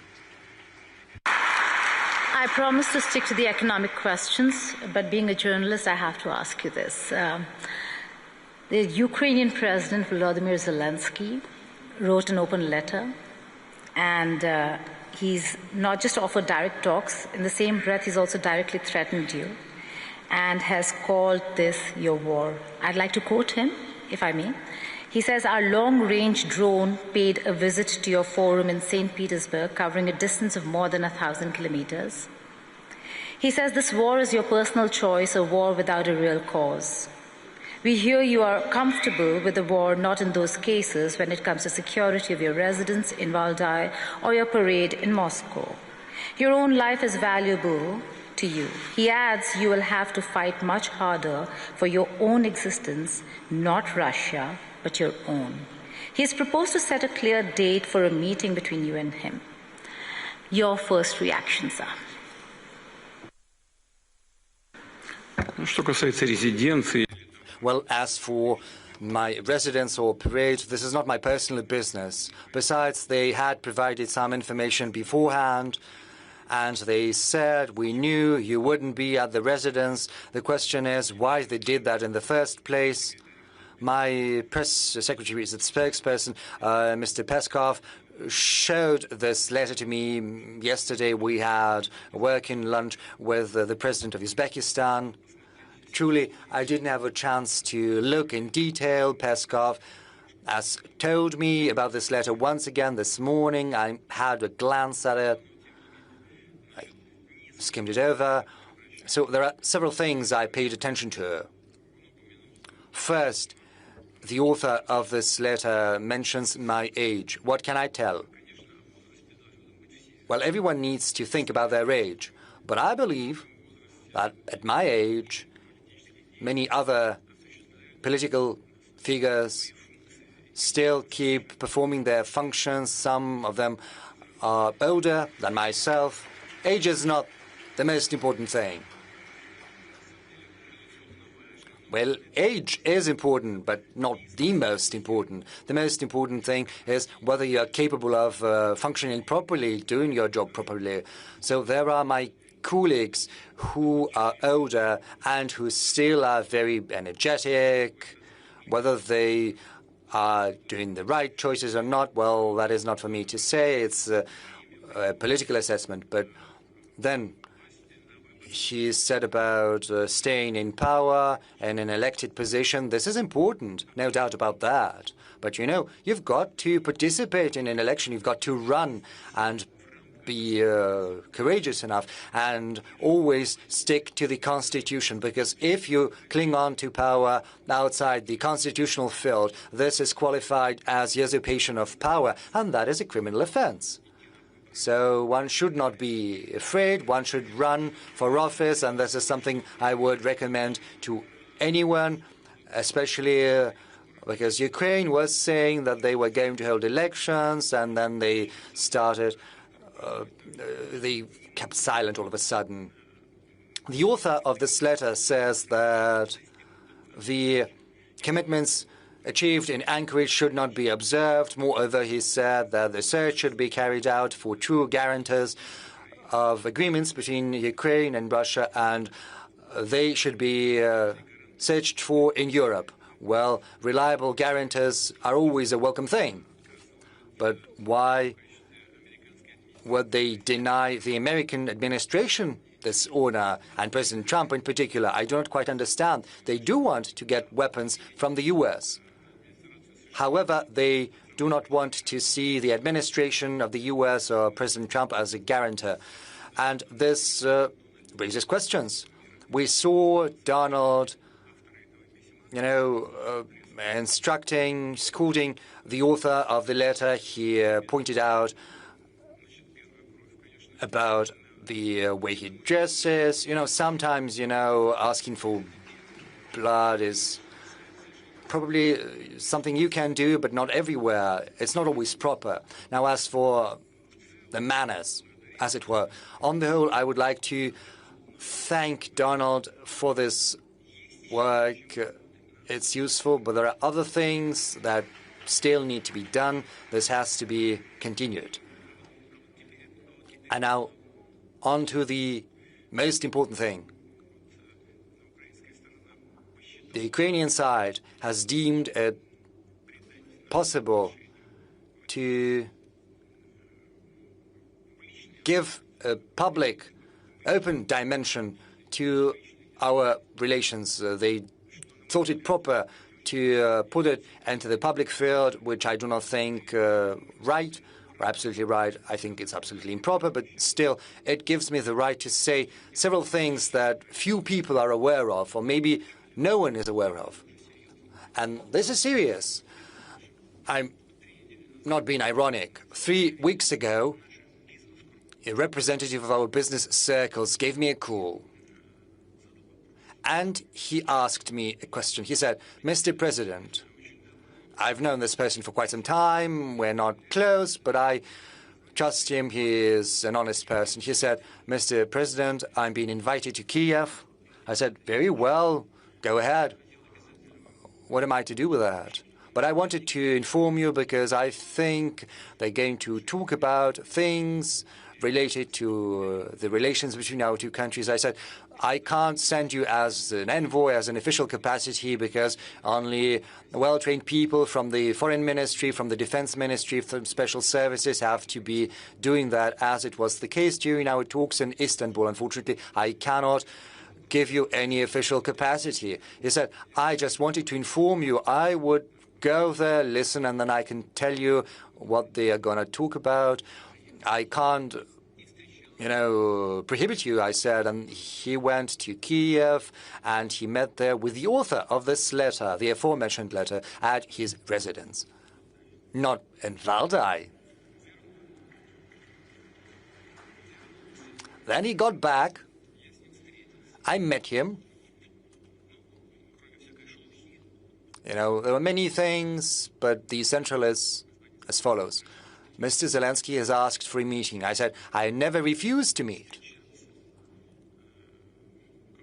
But meeting, just for the sake of meeting, well, I've seen that. There's a reference to the Minsk agreements, I think.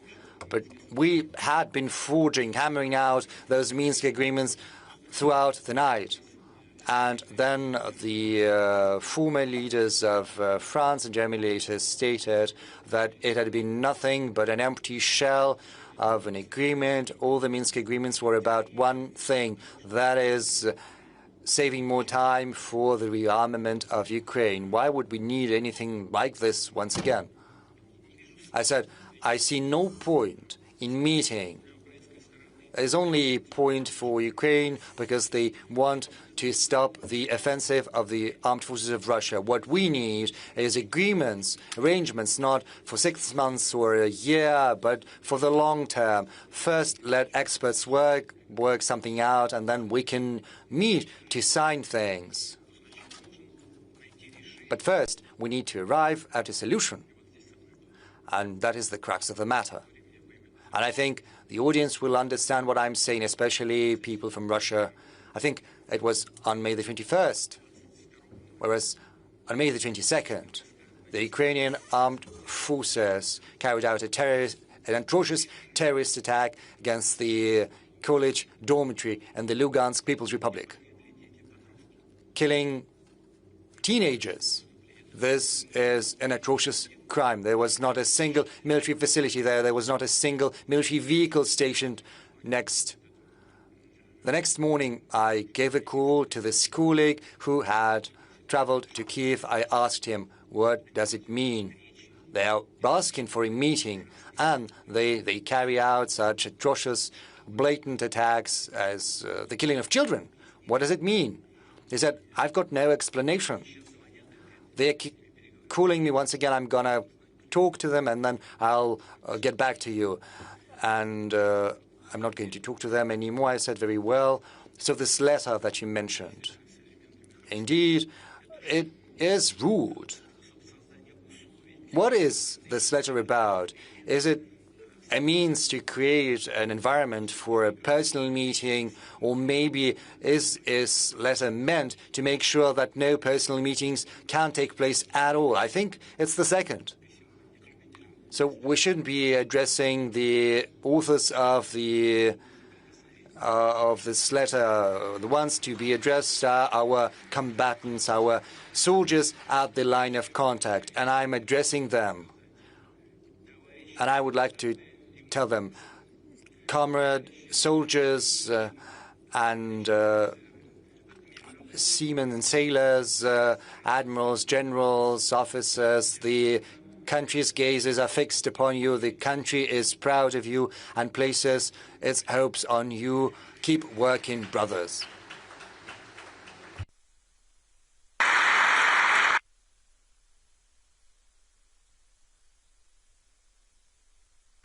So I'll take that as a no, that you are not going to meet the author of the letter.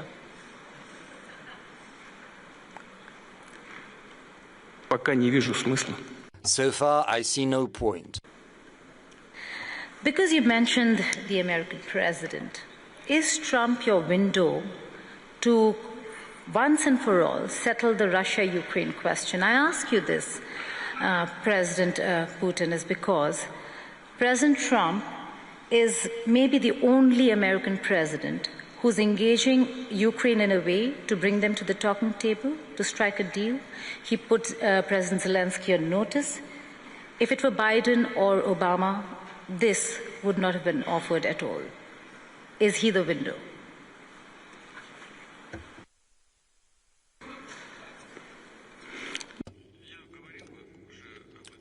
Well, I said that back in Anchorage, and I was sincere. I said back then that had Trump been president, had he not been defrauded of the election, because, you know, this vote by mail was absolutely not in line with any standards of ensuring fair elections, but he was prevented from winning. Had he been president, however, it wouldn't have been happened. Probably he would have paid more attention to finding a peaceful solution. During the last days of President Biden's in office, I spoke to him on the phone. I called him and I said that to him. But the administration back then ignored our proposals that had been made in December 2021. Well, what can I say? Maybe if President Trump had been in power, in office, it would have turned out differently. But I treat him as a colleague. I treat him with respect. And so far as I can see, the current attitude of the administration is very much the same. We also have a personal relationship with President Trump, which is based on that respect. But certainly, key issues have to be resolved bilaterally by Russia and Ukraine, whereas our colleagues in the US and other regions of the world can create an environment and act as guarantors, and this is our assumption. President Putin, we are sitting and discussing this at SPIEF 2026. How do you really offer a stable economic future and invite investors to Russia when we are looking at critical infrastructure being actively targeted by Ukraine?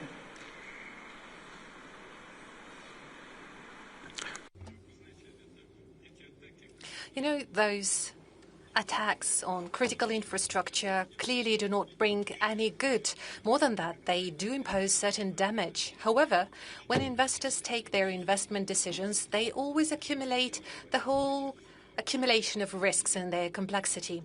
I had a meeting with the leading media outlets yesterday, and we were all saying that we need to contribute to strengthening of our own security, our protection. We need to build up our air defense systems, and we're determined to do so. However, big businesses always play in the long run. And most importantly, first and foremost, businesses are guided by their perception of the economy that they choose to invest into. We've been discussing what is happening in the Russian economy. And we recognize that we observe a reduction of the GDP growth. However, all of that is happening in a very conscious manner. Those are conscious steps we undertake to strengthen the foundation, the health of the Russian economy. The key macroeconomic indicators were intentionally pursuing the cooling down of the Russian economy. And I can assure you today that neither tomorrow nor in the nearest future, there aren't any threats that we recognize. On the contrary, we do see that our actions bring certain results. And I know that there are many colleagues seated in this hall representing real sector of the economy. We are having regular meetings with them. We discuss all the questions, all the issues. And, the call that I'd like to make to the Russian audience that may be somewhat tricky for foreigners to understand, but saying, oh, it's so bad, what's happening to the key policy rate, it's difficult for investment processes. Yeah, we could say that partially that's the case, but most importantly, and that is what truly matters, the key fundamentals of the Russian economy remain solid, which gives us reason to believe that Russia remains attractive for investments. Not just Russian investments, but also foreign direct investments. And we do recognize that there is interest, we see it, and certainly we are going to welcome our partners. Okay, you're saying that, but in your speech you have set ambitious goal, launching new investment cycle, but you yourself said that there has been a decline of 2.3% last year. How do you then propose to grow in an environment of wars, sanctions, frozen assets, and while you talk about sovereignty, how do you balance that with inviting foreigners here to Russia? Look, you were saying wars, sanctions, but the economy is still developing. It's all stable. Even the domestic market is growing in Russia, and the well-being of the Russian population is getting better. We set ourselves an objective, as I was saying it yesterday. Only by 2030 we want to reduce the poverty level down to 7%. Actually, we have achieved the level of 6.7% already now in 2026. We achieved it even sooner than expected. As I mentioned earlier, the key macroeconomic fundamentals are stable for the Russian economy.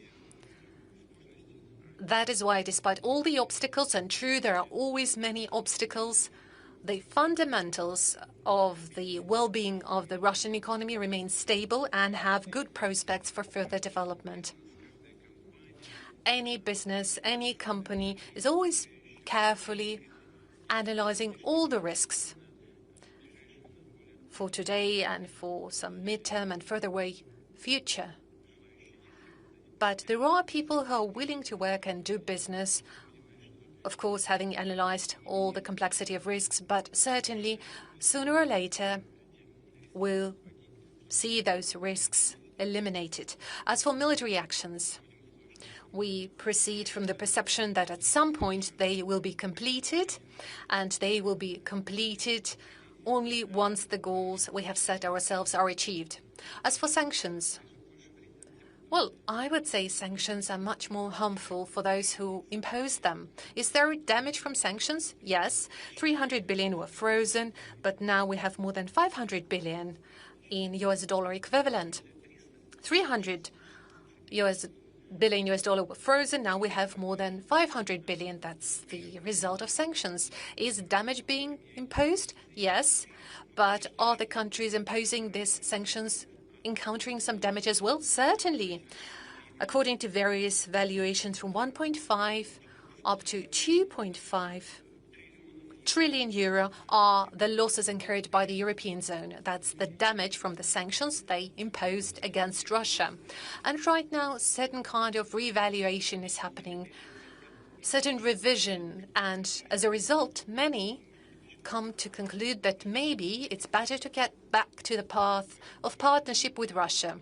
We are going to monitor the situation very carefully, and if those partners who left Russian market 2-3 years ago haven't left too much of a bad aftertaste, we would be ready to welcome them back. And there are interested parties who are willing to come back. But certainly we would proceed and act in the interest of Russian businesses first and foremost. We'll come back to your goals on Ukraine, but I'll have to ask you this, Madam President. Amid sanctions, you are wanting to do and increase business with Russia. How are you going to circumvent or bypass the sanctions? Thank you, Madam Moderator. And I must say that I've been envying my panel members using their national languages and I would like to use this opportunity to do the same. So I'll see.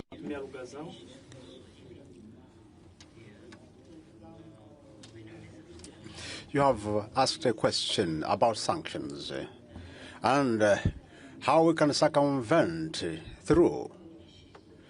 I want to assure you that Tanzania is not under sanctions.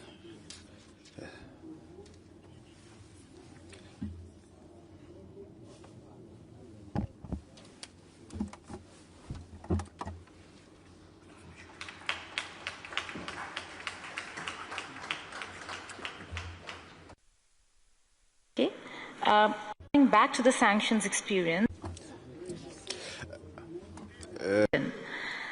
you spoke about goals. In the sanctions that we are seeing and that have been imposed on Russia, there's certainly some room for a deal to be struck with Ukraine. What is that goal that Russia wants to achieve before a deal is struck? And what are the red lines here?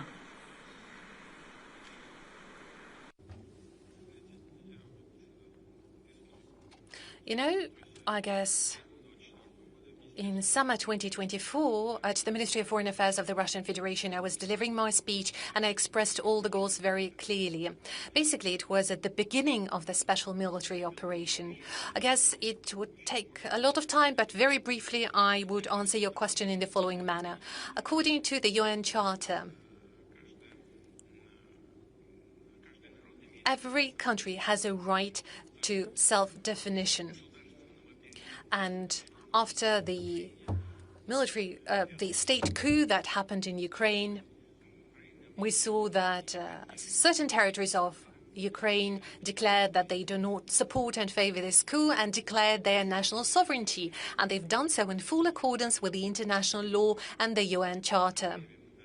We've been trying to get those issues resolved by peaceful means. So we talked about the Minsk Accords. In Minsk, in the capital of Belarus, we seem to have achieved an agreement on how to find a way out of the situation in the southeast of Ukraine. But later, it turned out that the participants from the other side were only signing those papers in order to win time to rearm Ukraine and start military actions. And this is exactly how it played out. Later on, those territories declared their independence. And I'd like to remind you, in resolution of the Kosovo issue, the UN court has taken a decision according to which, so far, this territory declares itself independent, is under no obligation to request the central authorities of the country to allow them to do so. That was the decision of the UN court. And again, according to the UN court, that was the correct decision regarding Kosovo. And the same should apply to the People's Republic of Donetsk and Luhansk. Their independence has not been acknowledged for a long while. Then eventually it was recognized when it was clear that there is no way to achieve an agreement between all the parties. And it was clear that we were being deceived and they were forced to recognize the independence of those territories. Was Russia authorized to recognize the independence of Donetsk and Luhansk? Certainly, there is no contradiction to the UN Charter. We were allowed to enter into agreement of treaty and mutual support and amity. Certainly, it was ratified by the Russian parliament. They asked us for assistance. We promised to offer assistance under this treaty, and that's exactly what we're doing. And the same letter that you referred to earlier. In this letter, they claim that we set ourselves an objective to free Donbass. Well, the two republics that I mentioned are together forming a Donbass, the People's Republic of Donetsk and Lugansk. And in this letter, it is stated that we will never achieve this goal. Well, I'm wondering, don't they know in Kyiv that starting from the 1st of April of this year, the People's Luhansk Republic is under full control of the Russian Federation and Russian troops? And the People's Republic of Donetsk is only controlled by the Ukrainian forces to less than 15% of its territories. So we are pursuing the objectives that we have set to ourselves, and there is no doubt whatsoever that those goals will be achieved.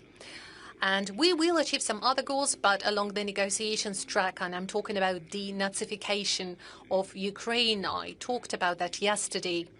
And as many were asking us, this is ridiculous. What are you talking about? Well, that's not ridiculous at all. Just lately, we witnessed the ceremony, the official ceremony of reburial of Nazi criminals from Ukraine. They were reburied with all the honors and fireworks. And who's doing that? The head of Kiev regime, actually Jewish by origin.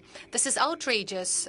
Only Polish reacted. Why? Because primarily Jewish, Polish and Russians, of course, were destroying by millions during the Second World War. And we must never forget that. That is a huge part of the tragedy called Holocaust. Just think about it. Millions of children and women were killed, burned alive, and those criminals are getting their reburial ceremony with all the honors, and the head of Kiev regime is present there, saluting them, turning the Nazi criminals into heroes. And this is what we are fighting against, and we count on the support of the international community.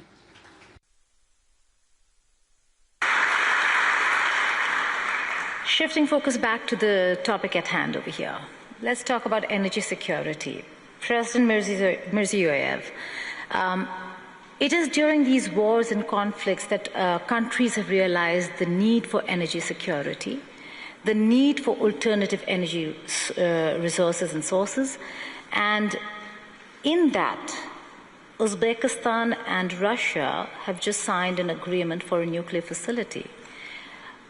Tell us more about what this means for Uzbekistan in terms of the facility, the specialists that you would require, because this is after a long time that we're looking at a nuclear facility in Uzbekistan, and how much time will it take, how important it is to have a nuclear facility, an energy resource that is not dependent on oil.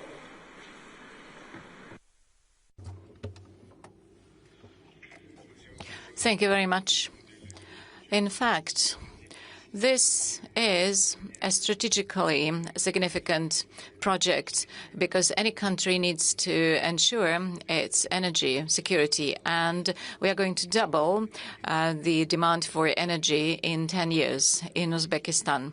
In my presentation, I was speaking why we are addressing this issue, because the production of uranium, we are in the 5th position in the world, and the uranium reserves are in the 10th position. And together with Russia, we have been working on these projects for a long time, and we discuss, we engineer, we design, and we came across to the following. So for the first time in the history of Russia and Uzbekistan, we are going to build 2 small modular reactors and 2 larger ones.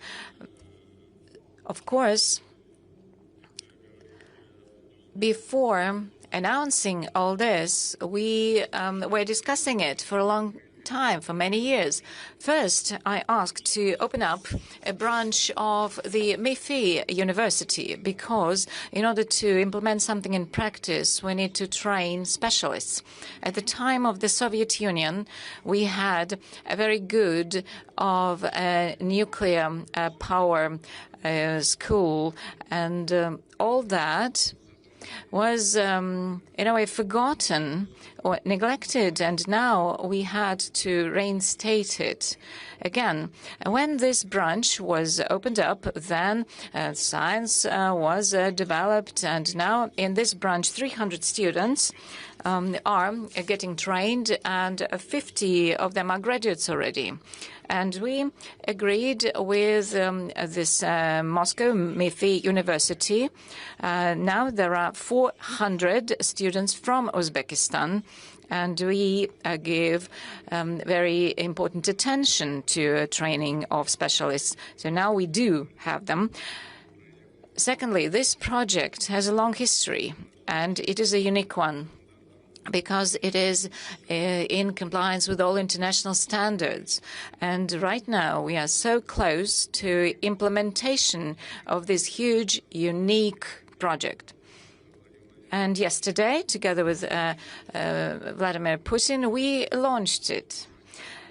In Uzbekistan, it was so late at night, but after our meeting, I spoke with the people in Uzbekistan, and everybody was so happy there, because this is important for our future. And this project is not the last one in our cooperation with Russia in the sphere of nuclear energy, and we are going to build other nuclear power plants, because we have prepared the foundation for it. And as you said, specialists are extremely important for this sector. So we'll be accelerating these works. And yesterday we were discussing it with the President. Yes, we will be doing this, and we'll be supervising these works, because people have been waiting for this NPP for a long time. Our economy has been growing, and we need a reliable energy supply. And yesterday we were discussing other major projects in the sphere of energy efficiency in Uzbekistan. So I believe yesterday was a historical day for Uzbekistan, and I congratulate the Russian colleagues and all the people in Uzbekistan. They were so happy. They were inspired by this, and this will be definitely an important foundation for energy security and protection of the Republic of Uzbekistan. They say should be partnership of equals. President Putin, the trade ledger shows Russia exports raw energy heavily to China, but imports a lot of machinery, technology, and components. Is this relationship a partnership of equals, or is Russia sliding into a colonial trade imbalance?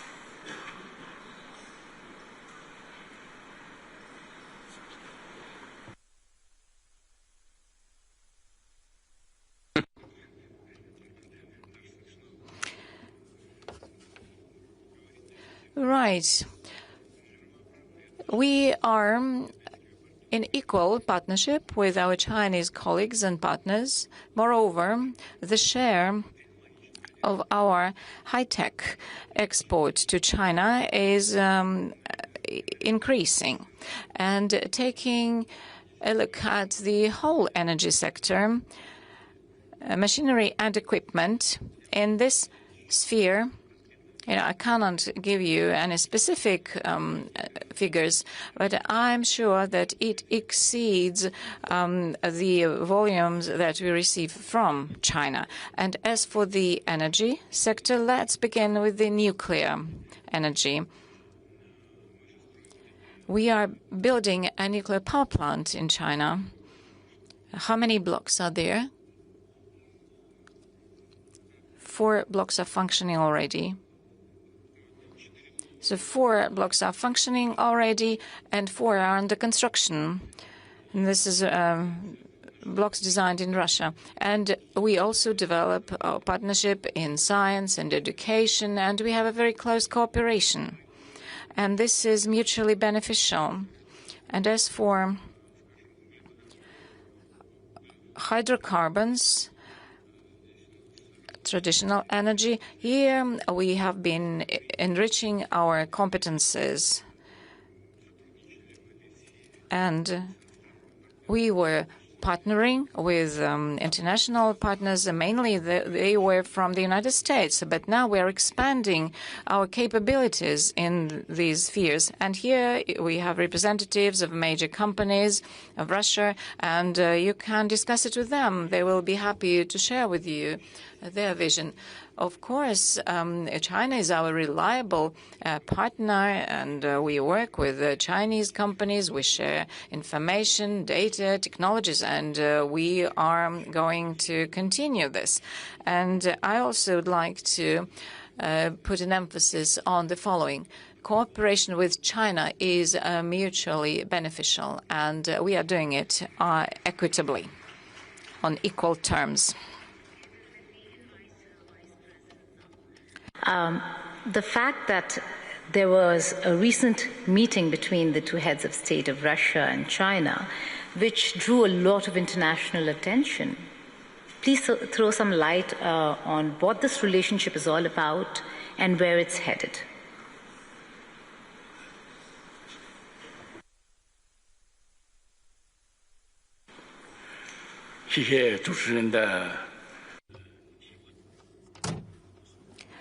Thank you very much for your question. Yes, as President Putin described it, the cooperation in the sphere of trade between Russia and China is moving forward, and this is mutually beneficial. And in the past years, it has been developing in a stable fashion, and we see this solid growth, and there's healthy dynamics. And as you know, 2 weeks ago, President Putin completed a very successful visit to China. And President Xi Jinping and President Putin had negotiations in Beijing. It was on development of bilateral relations in different spheres, and in the track of trade and economic development, lots of agreements were reached. And all these results, of course, they were of a great interest for the whole world community. And all mass media were covering this. And I would like to touch upon 3 major points. As I said in my presentation, China and Russia, they are big states. We are neighboring countries, and both countries are permanent members of the Security Council of the United Nations. And development of relations between Russia and China and deepening of these relations and mutually beneficial cooperation in all spheres have demonstrated that this is promoting the development and growth of both of these countries, and it also improves the well-being and wealth of both countries. At the same time, it also helps us to contribute important stability and resilience in the modern world. Secondly, I know that you give great attention to our practical cooperation, and it is not against any other third party, and it is not impacted by anything from the external.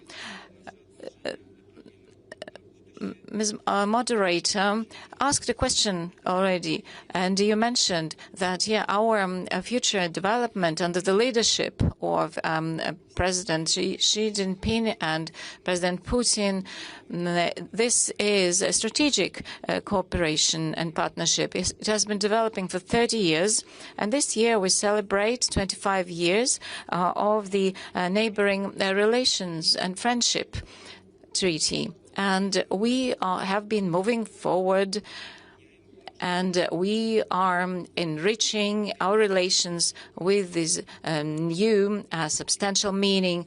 And this does not only improve the well-being of the populations, but it also supports the stability and peace in the region and the whole world. Thank you. Вы знаете, после вашего You know, right after your question, I looked at the audience, and here there are presidents and leaders of our major energy companies. And, I'd like to draw attention to the following. Some of our companies, yes, they were relying on the achievement of different Western companies, mainly American ones.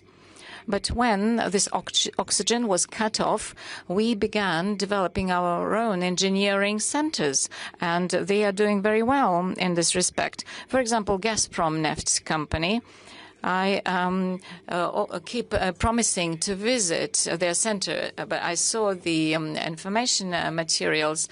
There's an enormous progress that has been achieved. of course, we are open to cooperation in the future. Yet, together with partners from different countries, we will be achieving great results. Or Novatech company, for example, they have technology only they possess. No one else in the world has it. And together with our American partners, we have been discussing if they use our technology, then production and liquefying of gas in Alaska, for example, will be much more effective than originally planned with the installation of pipeline systems. So it will be a totally different degree of effectiveness. So as for difficulties related to the sanctions in certain spheres, yes, we see that. But at the same time, it helped us to develop our own competences. The same can be said about our European partners. For example, gas from branches, they keep working with them, and our partners who were developing rapidly, if now they are leaving the market, then of course they come across difficulties, and they are not happy about it. Under the blanket, they say bad words about their governments, but they had to reconcile. So they lost the Russian market, but we have increased our competences because now we have both the natural reserves and the technologies. So we see this is a very short-sighted policy for some of our partners. Thank you. Technology, and talking of technology, you're helping uranium when it comes to nuclear facility. What about countries like India, who actually have a lot of potential and need maybe assistance and partnership in the technology sphere when it comes to hydrocarbon and rare earth mineral harnessing of hydrocarbons in India? Is that something that you're looking at?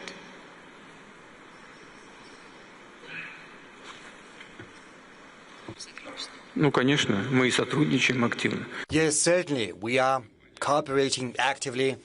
Our company, Rosneft, is one of the biggest foreign investors into India's economy. How much is that, Mr. Sechin? 220 billion? How much have you paid for the oil refinery in India? 20 billion.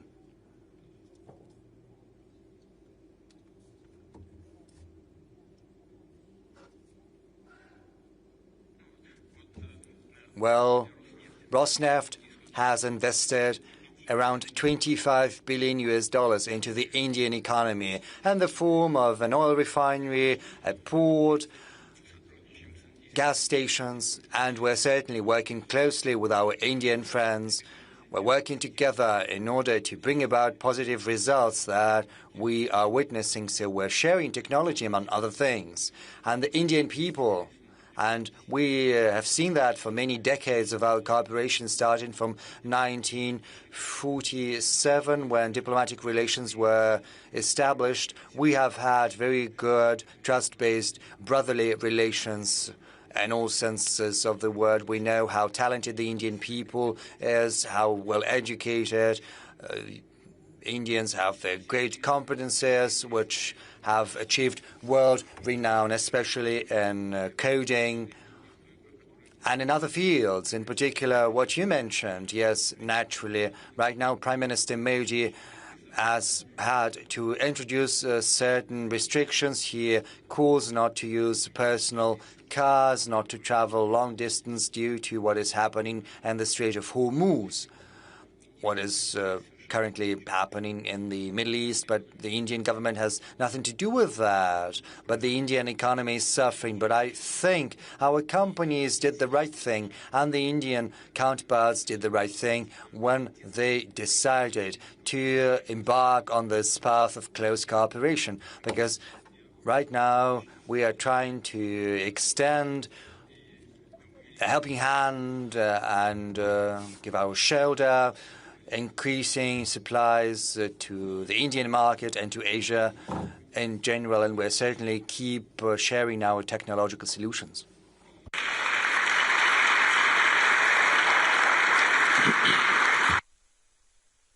You spoke of the war, so I have to ask you this. What is Russia's assessment? What's your assessment of what the global economic impact is going to be of the Iran-US war? And let's be honest, has Russia been at an advantage because of the war? Because we've got longer waivers to buy Russian oil. A lot of countries now can buy Russian oil legally without a problem because of the energy crunch that the world is facing. And President Trump has allowed, should I use the word allowed? Allowed the world to buy Russian oil.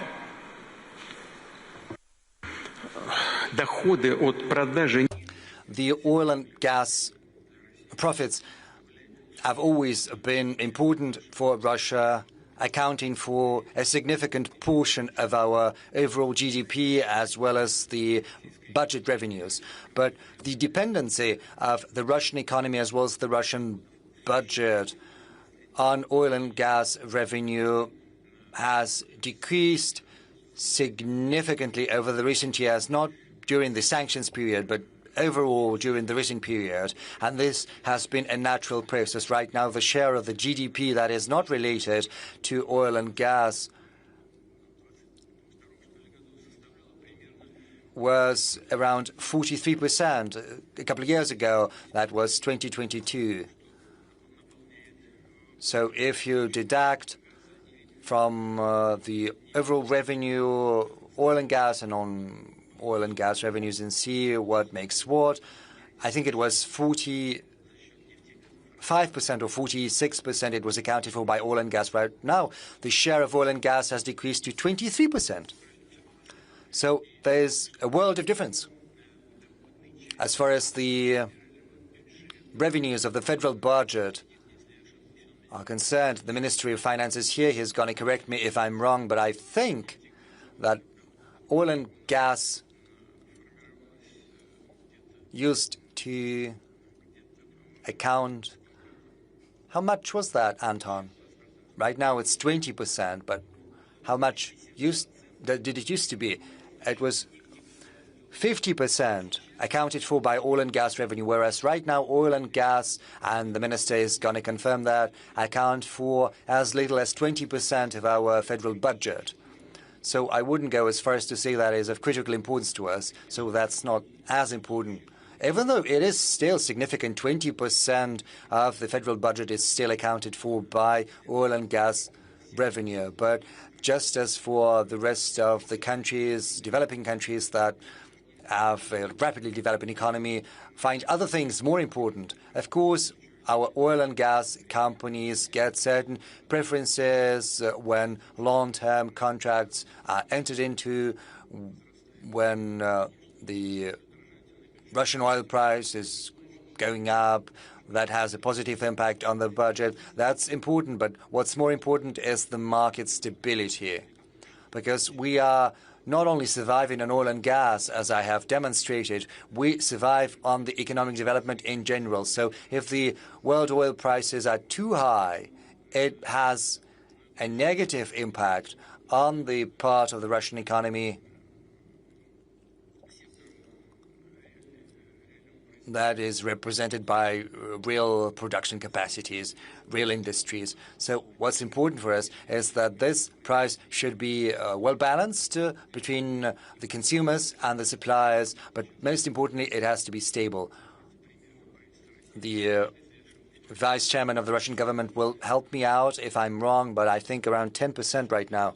Yes, by 10%, the oil supplies to the world market have decreased. Yes, the economy is in turbulence, the world markets are in turbulence, and this is not something we're interested in. What we're interested in is keeping our cooperation within OPEC+, with a view to stabilizing the market and decreasing its volatility.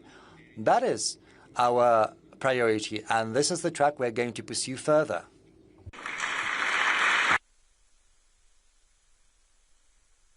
Okay, I suppose that's the reason why Saudi Arabia is the guest country this year at SPIEF. Having said that, you also spoke about payments. No? No, not just because of that. Because we're friends with Saudi Arabia, and we've been friends for many years, and we are happy to have the guests from Saudi Arabia. An energy partnership that the world will actually be looking at a time when we're faced with wars and conflicts, President Sir.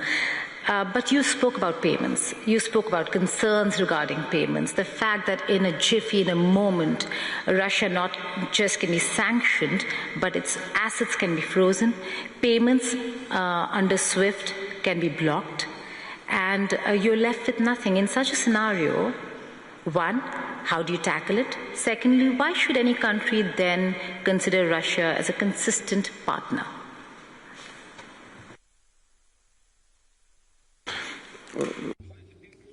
Well, the first thing I would like to say, and I think many understand that in the US too, they understand that attempts at using USD as a weapon, as an instrument in war, well, it has brought about catastrophic consequences. It was a strategic mistake committed by the previous leadership of the United States, because US dollar is the main component of the US's economic cloud heft, and this is also a competitive advantage, not just because USD is a reserve currency, but also due to the fact that thanks to this reserve currency, the US economy has been making real money, and a lot of money too. So when the previous administration chose to start using USD, which still remains a reserve currency, as an instrument for political competition, everyone started thinking. They started thinking, we too can be the object of such actions. What is going to happen to our reserves in USD? What is going to happen with our money that has been invested in American assets? Well, certainly the economy of the US is very big, but still it is running some problems. There's the debt, also undermined trust in USD as the world currency.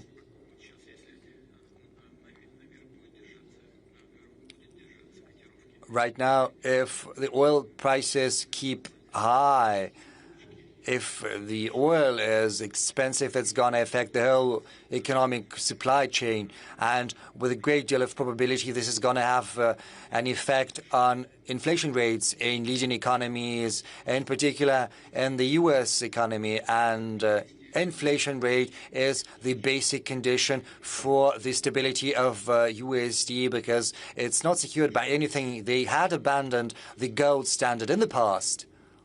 What underlies the American economy is the reliability of the economy itself, the stability of the economy.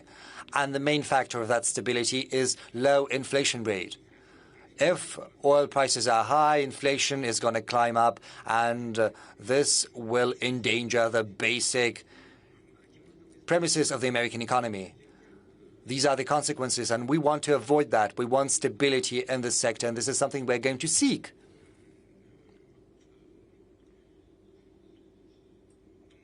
So I think everyone understands what we're saying. So with Saudi Arabia, with our friends, with the Crown Prince, we are doing what we can in order to strike the balance between the interests of both suppliers and consumers. And so far, we have been successful. And we are immensely grateful to the Crown Prince and to all of our friends who are working in this field. Maybe we could give a chance to our guests to say a couple of words. That would be interesting. I understand this would be breaking the traditions of this session, the plenary. Traditions, President Sir. Is there a mic that can go to our Honourable Minister? We'll arrange for a mic. Meanwhile, can I just take a question till the mic comes? Да, пожалуйста. Yes, sure. Go ahead. Okay, so we're waiting for a mic for the Minister of Energy to speak and respond to President Putin. But I have taken note of the fact that every time you mention America, you're only mentioning the past administrations. I suppose Rodney's taking note as well on the specific way and the manner in which you're responding to the US-Russia equation. Having said that, every country has its own struggles. Tanzania, and Madam President over here, has been at the forefront, leading woman voice. Great to have a woman on the panel too, who's been fighting liberalization of her economy. How has that gone, and how is that moving ahead? Despite and in spite of fears of sanctions, criticism from various quarters, how are you managing economic liberalization in the country? Asante sana, labda niseme kwamba perhaps I should say Tanzania is a country,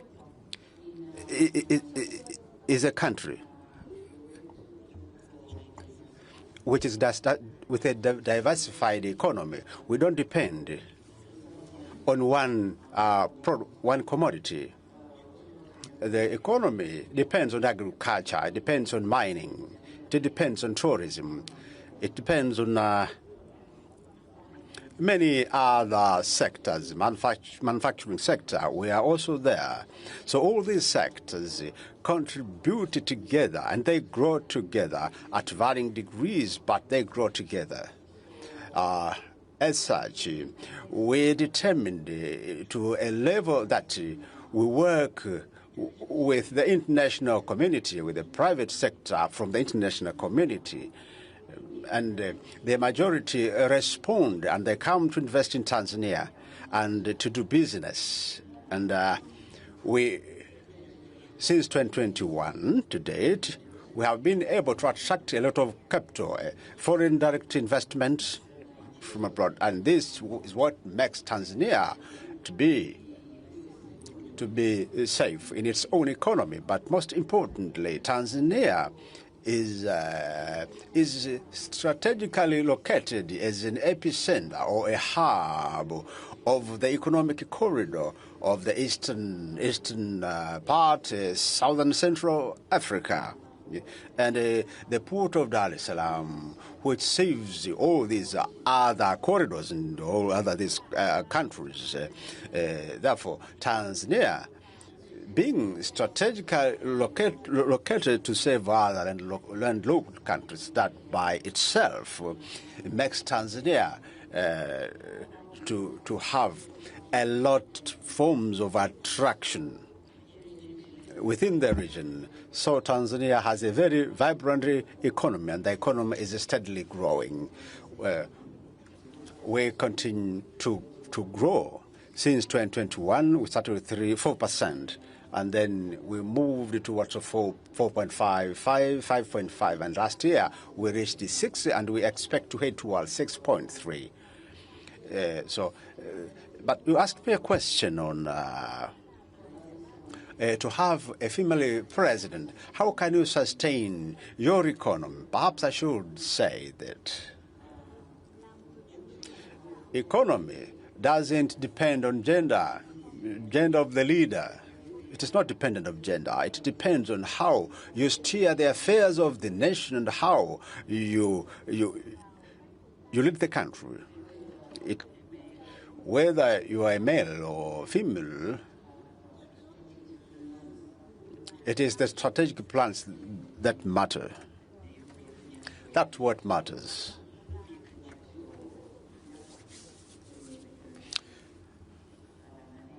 I think I should respond that way. Thank you.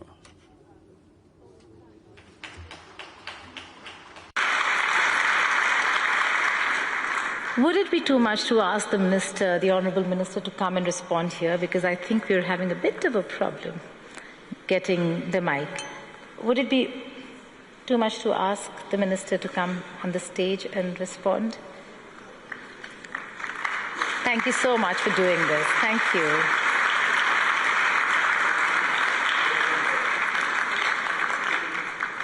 Oh, the mic has come, sir. The mic has come.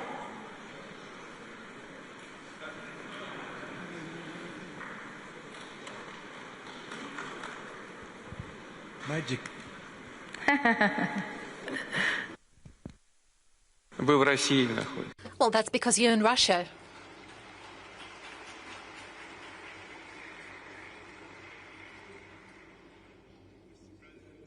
Magic does happen in St. Petersburg. So I'm very grateful for giving me the opportunity. I see it as an opportunity not for myself, but it's coming from a president who is a friend of both His Majesty, the custodian of the two Holy Mosques, King Salman, His Royal Highness, the Crown Prince, Prime Minister Prince Mohammed.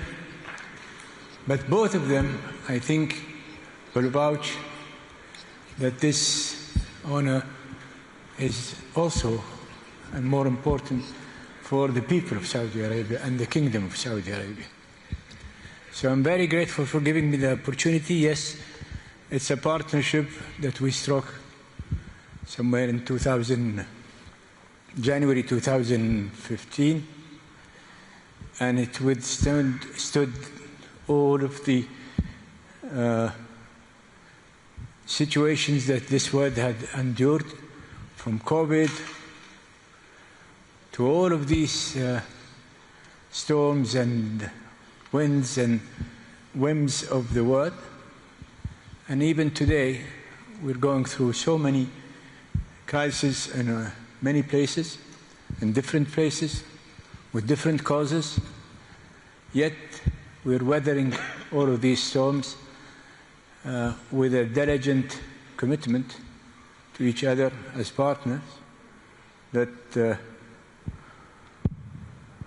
although I am a Muslim and Russia is not Catholic, but still we do go by until death do us part. Thank you.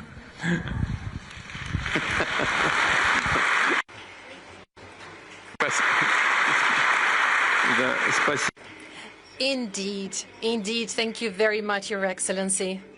But I have to draw your attention to the fact that from 10 to 15%. Yeah, I'm just waiting for you to put on the headset. Your Excellency, I would like to draw your attention to the fact that from 10 to 15%, actually up to 15% of citizens of the Russian Federations are Muslims. And they don't have any other home country. Russia is their home. They proudly call Russia their home. Can I request our moderator? Well, you were saying it yourself. We also have representatives of the European Union and the USA in this room. Maybe they would be willing to raise their hands and take the microphone and say something. Why don't we do that? We keep talking about Europe and the West and the USA. Let them speak for themselves. And take the mic and say a few words.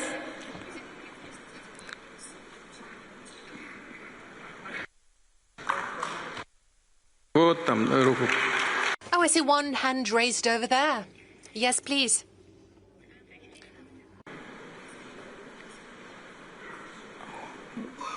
Вы куда направились-то? Вот там, вот там. Там тоже, ой, я прошу.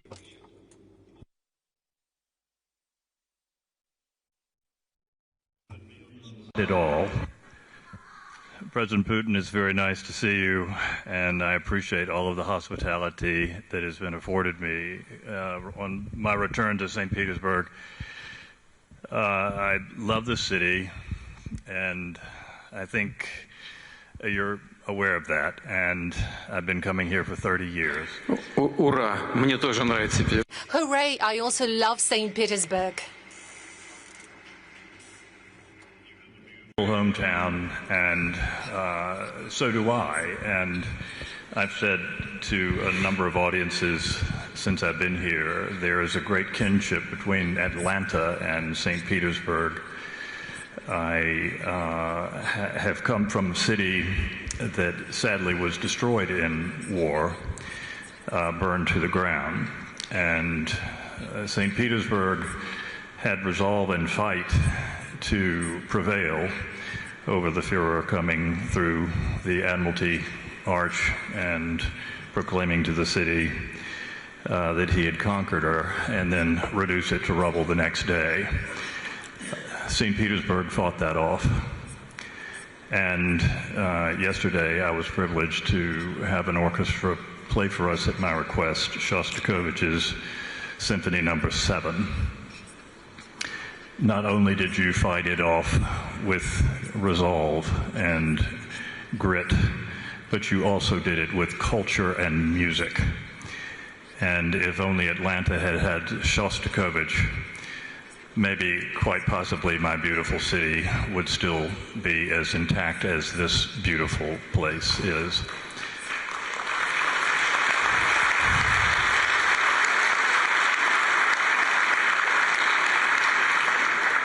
I do give a good hello from your friend, President Trump, and I am encouraged by everything that has happened since I've been here, Mr. President, and I appreciate the offer to speak.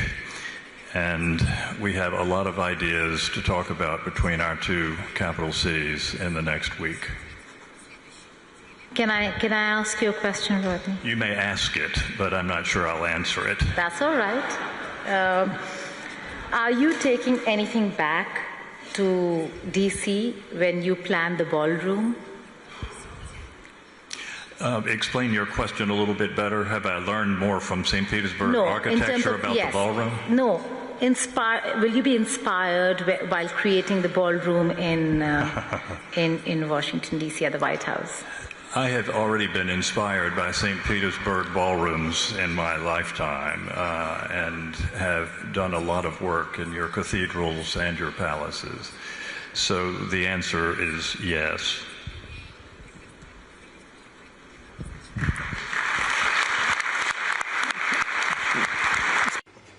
Thank you. Thank you very much for conveying greetings from Washington, D.C., and please convey my most welcoming remarks and the goal I scored back to him in a very friendly way back to President Trump.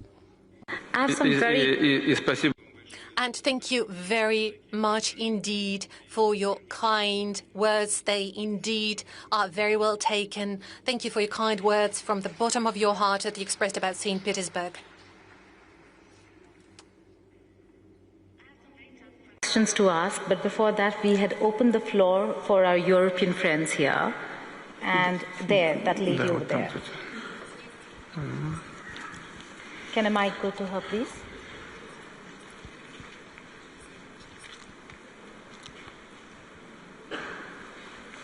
Is there a mic? It's down there.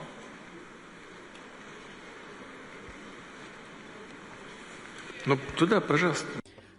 That way, please.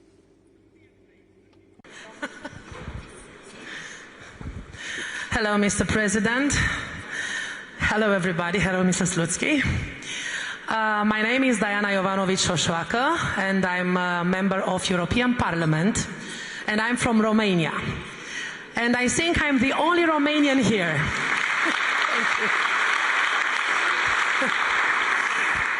I would like to tell you that Romanian people do not hate you. Romanian people want peace with Russia.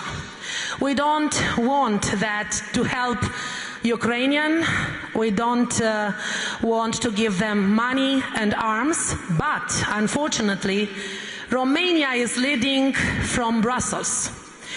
And I cannot send you a warm hello from our president because we do not have a president. From our point of view, I'm the president of a political party, SOS Romania, which is parliamentarian and Euro-parliamentarian political party and only opposition in Romania. And Mr. President, I would like to tell you that I was senator in Romanian parliament in 2023, I think, when Zelensky wanted to talk in my Romanian parliament. And I didn't let him, and I get him out of Romanian parliament.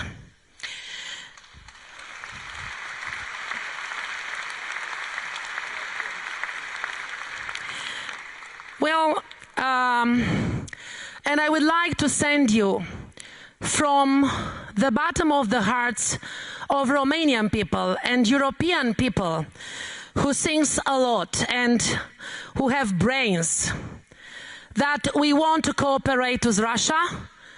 We are not enemies. You are the biggest country in the world. You are one of the biggest economy. We admire you for your force, and we admire entire Russian people. And we want to congratulate you for everything you have done and you are doing for this forum. Congratulations, and this is a lesson for European Union. I hope in a short time we won't have Ursula von der Leyen as the President of European Commission. Thank you so much.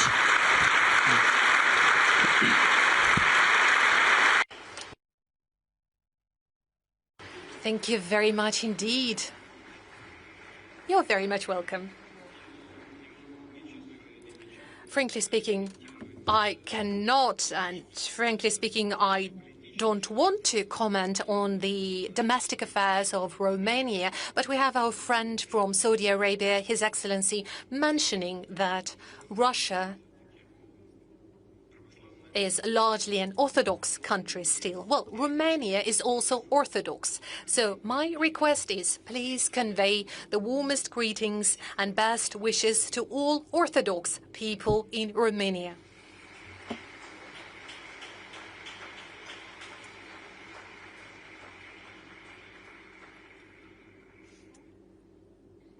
This is great, President Sir, but we still have tough questions on sanctions and on waiver. It comes at a time, and I ask you, and we're going to discuss this only because of the Iran-US war, a war that has shut down one of the most critical maritime routes. Okay, please go ahead, madam. This is a major derail. Спасибо вам. Извините. Меня зовут... I apologize. My name is Karen Kneissel. I came from the south. 2.5 years ago, no, I was wrong in using the word south. No, I came from the west. I'm originally from Lebanon. I'm so happy for the opportunity to live and work in Russia. Thank you for this opportunity. Unfortunately, in the West, they are so convinced that I used to work for Russia 40 years ago.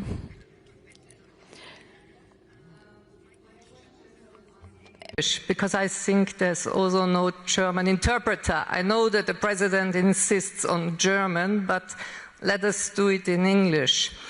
Mr. President, my question is, on the modern warfare of drones, which have created such a horrible distance between, let me say, the perpetrator. I don't want to say the soldier, because it's not always a soldier, and the target. There is now a sort of technical, artificial distance, which is creating a new form of cruelty. And we don't anymore have any sort of code of honor between the parties. It was different still in World War I. How do you see this modern warfare in which the Russian army and the Ukrainian army have gained special experience? Here in St. Petersburg, about 140 years ago, Tsar Nikolai II launched a conference on disarmament. His ambassador Martin said, whenever we don't have a strict law how to do the war, let public conscience speak. may I ask you about this warfare? How can we handle it? How can it be done or be finished? Thank you.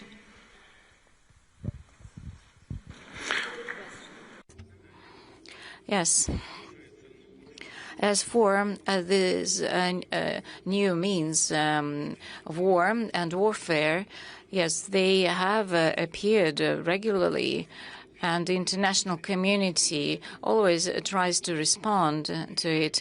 For example, the ban on the use of explosives and mines. But we see that many countries, they deviate from this, and we see what is supplied by the Western states to the Ukrainian troops. Even these forbidden warfare. As for these drones and UAVs, yes, this is the new reality. And mainly, of course, they are supplied to Ukraine from the Western states. In Ukraine, they are only assembled, although it seems that they try to engineer some of these drones themselves. They are not very successful in that. What can be done? As I said yesterday at the meeting with the media representatives, we need to reinforce our aircraft defense, air defense systems, and do everything possible in this respect. And unlike the Ukrainian troops, we have the whole range of technologies and resources for developing this. We have schools, we have training centers, we have a developed industry. And it is an opportunity to implement all the plans we have set for ourselves. Our industry and defense science, they are actively involved in this, and they're able to ensure this capability of the Russian troops. And this includes this new warfare. If you ask this question, I should say that the parity in the combat field, we have preferences. They are having advantages in some areas. And this is true about long-range aviation and aircraft. I would say that if certain decisions are taken in a timely fashion, and if we increase our capabilities, then it wouldn't be a serious danger, because these are aircraft that can be dealt with. But now we see that there's new type of aviation, this can be curtailed. The other party, they don't have their own production of such hypersonic, for example, weapons and missiles, the whole range of them, and some other combat warfare other countries don't have, like the mid-range weapons like Oreshnik. We spoke about it many times, but I cannot but agree with you that if there are most dangerous weapons, especially dangerous for civilians, of course, the international community need to start thinking how to limit and restrict its usage, especially against civilians. This is absolutely unacceptable. This is a humanitarian crime, but this is a topic for another discussion with the experts and representatives of international organizations. Thank you. I just take one question from Madam President here. You said 1 out of 4 will be African. By what? By when? By 2050.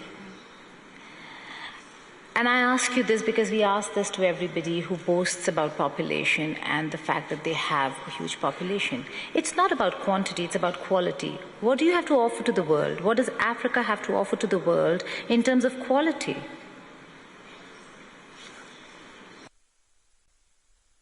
Asante. Thank you. We have as the African continent, we recognize the fact that during this period, in this era, we're supposed to develop, to promote our human capital, to develop human capital. That's critical for Africa.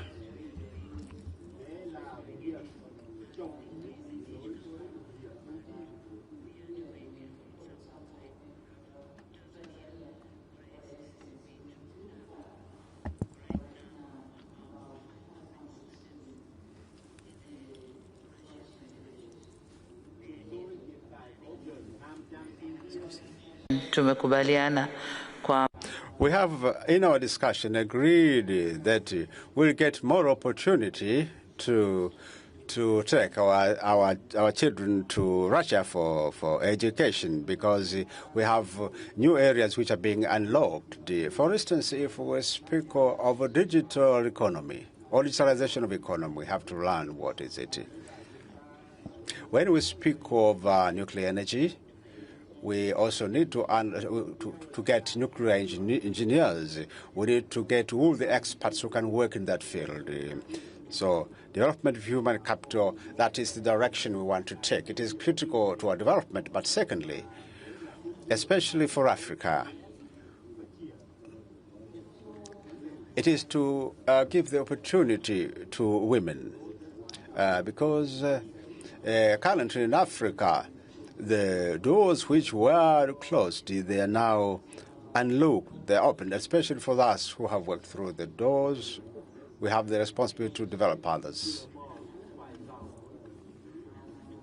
to make sure that an African girl has the hope for the future and understand that she is the part of the nation building. As we were told in as it is explicit in the Sustainable Development Goals, that we don't have to leave anyone behind.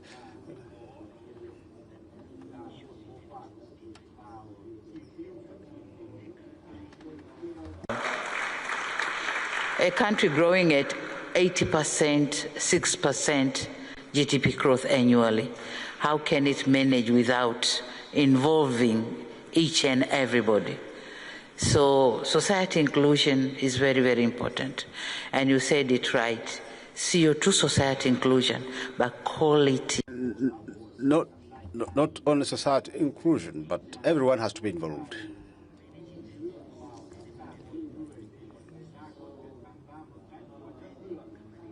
As I rightly said, that by that year, one out of four will be an African by 2050, because African population is growing at a higher rate, and we are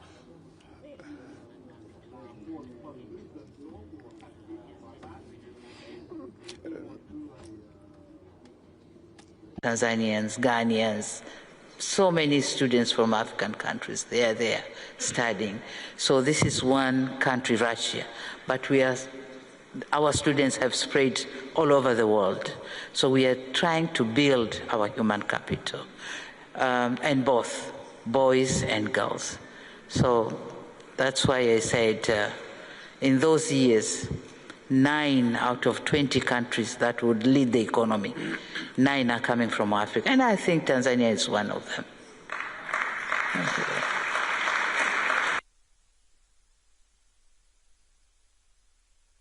Now I'll go back to the war question, the Iran-US war.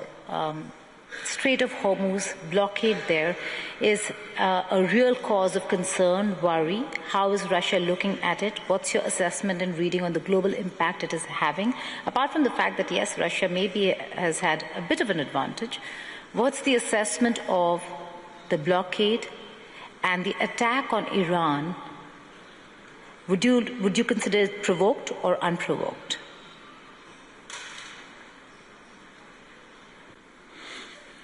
Yeah. I don't see any provocations on the part of Iran. I believe at some point we agreed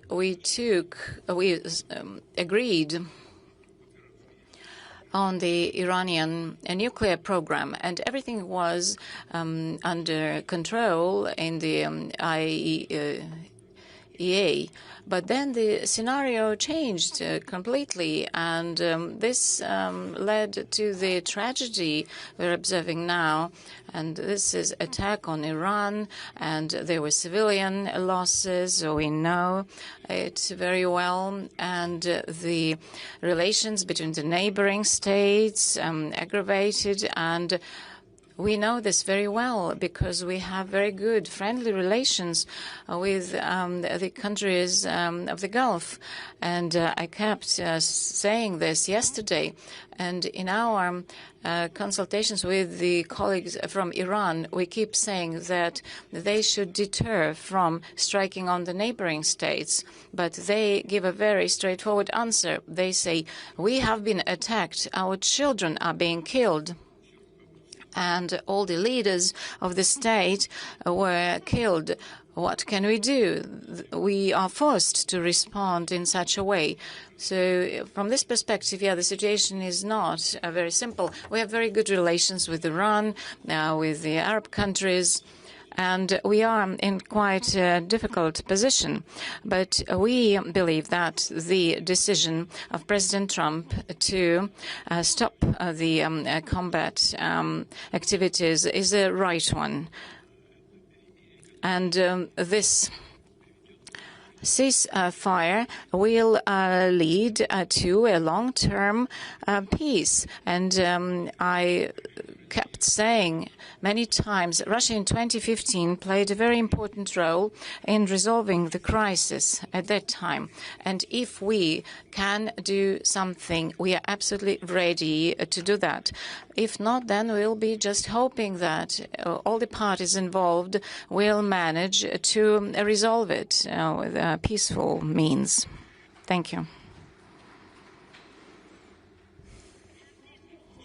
For Russia to play a role in mediating, in brokering peace, are you in touch with just President Pezeshkian, or also have you had an opportunity to speak with the new Supreme Leader?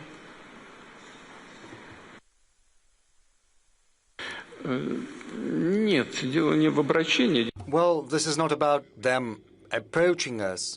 You know, I think it was a year ago, or maybe somewhat later, but we reminded them of our cooperation back in 2015 when we took away the enriched uranium into the Russian territory. Back then, it led to détente, de-escalated the tensions. We said this is once again possible, and if all the parties involved are interested in Russia playing a similar role at this point in time, we are ready to do the same. We have the requisite technology available, and originally, I would like to say almost all the parties involved in the conflict, both Iran, Israel, and the U.S., said yes.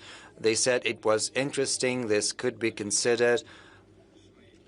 But then they started to toughen their requirements, and this has brought about the current situation. Our proposal remains on the table. We're not insisting on anything. Should the parties involved in the conflict arrive at a conclusion that this is a good proposal, we'll be happy to help. If not, we will simply follow the situation, and as far as we can, we will try to help alleviate somewhat the tensions around the situation.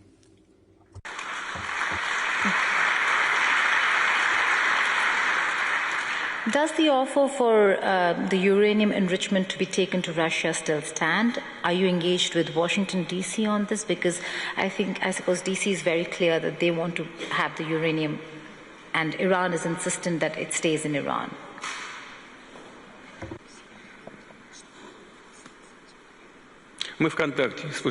We're in contact both with Washington and Tehran and with Tel Aviv as well.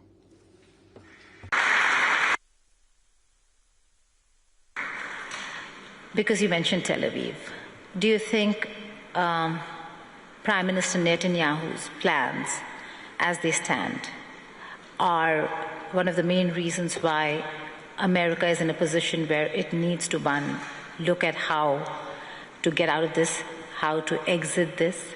And do you think President Trump was misled?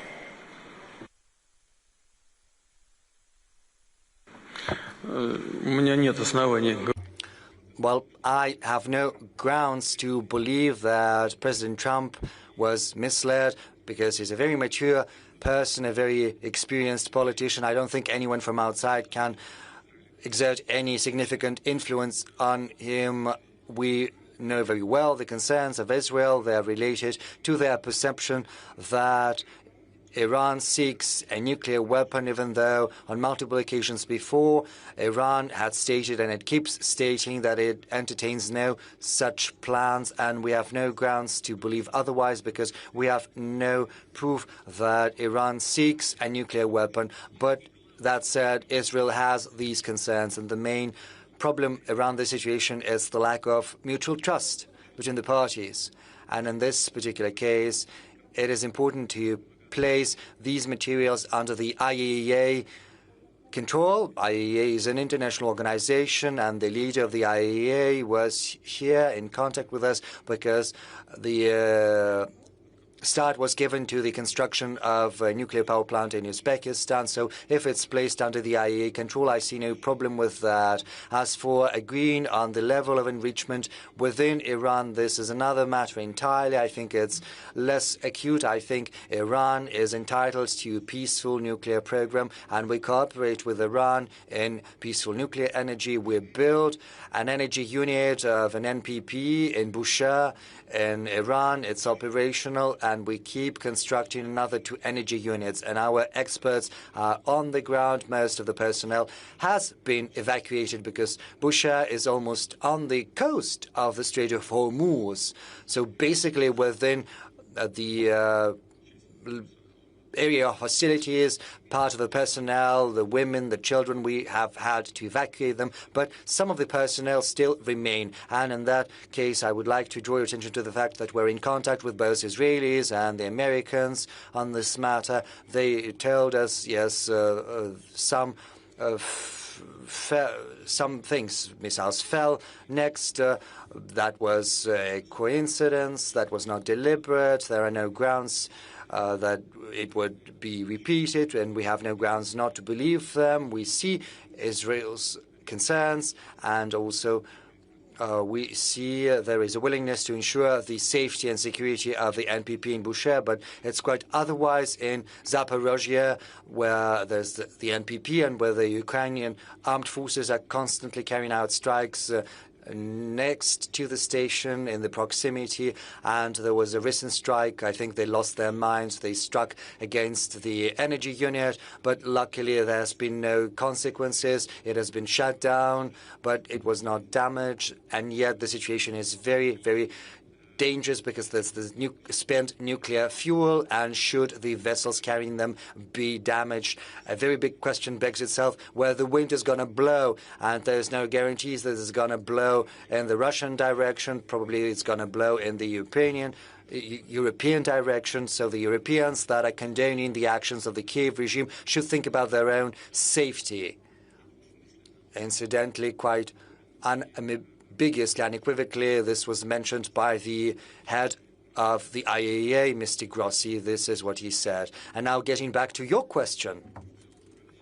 In general, once the situation calms down, we intend to keep working with our Iranian friends and constructing these nuclear facilities. But of course, we could play a certain role here. We could assuage the Iranian concerns, because they're concerned that there are restrictions being placed on their peaceful nuclear energy. But since we are working with them, we stand ready to provide them with everything they need, including the enriched uranium they need for their nuclear energy. Economic or friendship or economic partnership, President, sir, there are reports in Western media where they say that Russia has supported Iran, not just symbolically, not just in words, but in satellite images, in data sharing, in information sharing. What do you have to say to those reports?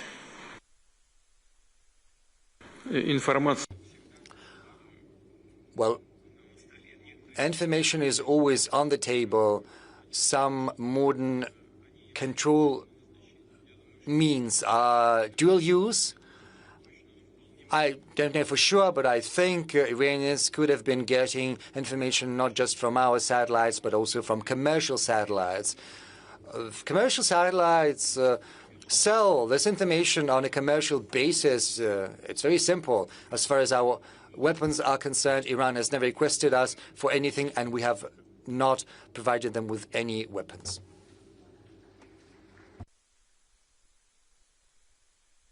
But these wars today have shown a different side of modern warfare. Drone technology, whether it's Ukraine or for that matter Iran, way ahead in drone technology, in the use of artificial intelligence. How does Russia fare, and what's your assessment on what you want to do, and reading on Ukraine's drone technology, Iran's drone technology?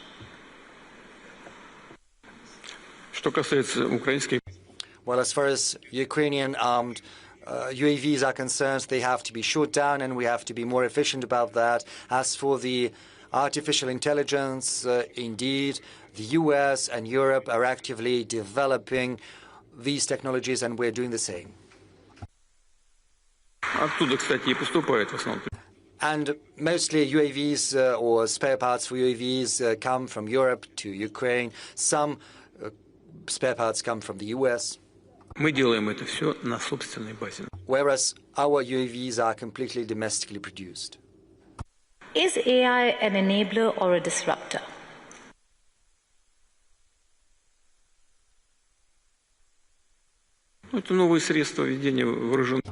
Well, this is a new means of warfare. There's nothing strange about that, or nothing new. Everyone starts getting ready once it has already become part of real life, real warfare. But these are not the only means of carrying out warfare. The outcome is assured through a combination of forces and instruments and tools, and most importantly, thanks to the motivation, the morale of the armed forces themselves. It is also assured through internal cohesion and of the society. Say, these UAVs carried out a strike against a coal port. So they created some noise.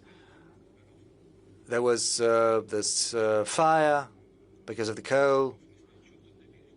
Did they achieve something? Yes, they did.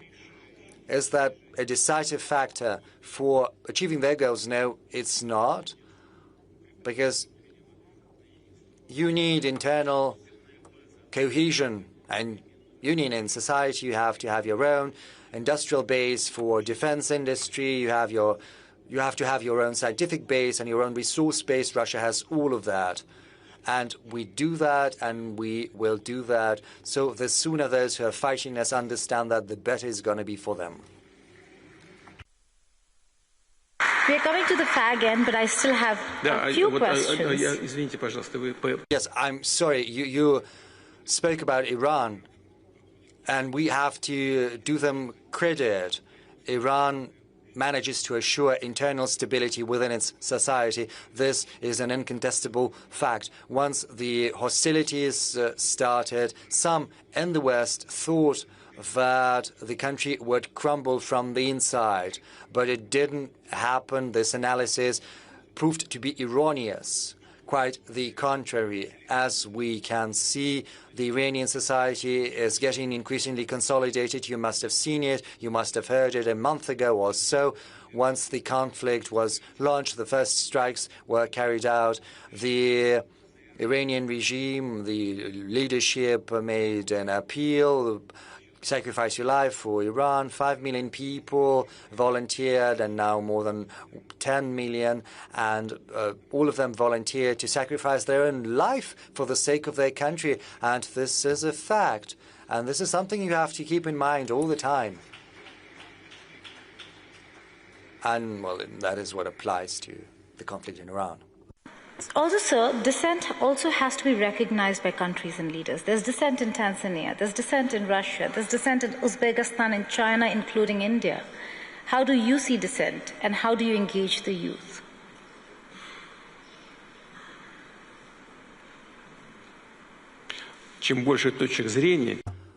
the more points of view exist, the better it is, because you can choose the best. Okay, I have to ask my India question. Yesterday, you were meeting with some of the editors, and you spoke about Su-57s and that it was an offer for a collaboration. Does that offer still stand? What are the details? And what's the conversation you're having with New Delhi?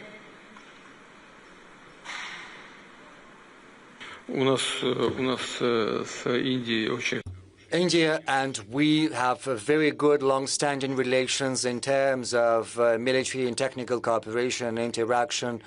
A significant portion of the armed forces of India are equipped with Russian equipment, with Russian material. This is a tradition that dates back to the Soviet times, and this tradition is kept alive. Our relations with the Indian friends are specific in that, thanks to our mutual trust, we concentrate not just on trade, not just on buying and selling. We're also concentrating on joint research and development. One of the most the greatest examples is the medium-range missile BrahMos. Indian experts participated in the design of this missile from the very beginning, and Russian experts as well, and the outcome was great. India has traditionally been purchasing our aircraft, both planes and helicopters from us. Su-57 is a very good aircraft, probably the most modern one, the most up-to-date in the world as of now, and it is also the most efficient. We offered, and I said that to our Indian friends yesterday, we offered we should do that together. Well, it didn't work out, but we did it on our own, and we stand ready to sell Su-57, probably. You know, there are 2 pilot configurations, and it could also serve as a command center. So forging ahead, and we are very efficient, not just in aviation, but also in maritime equipment, submarines, and surface vessels. Is there a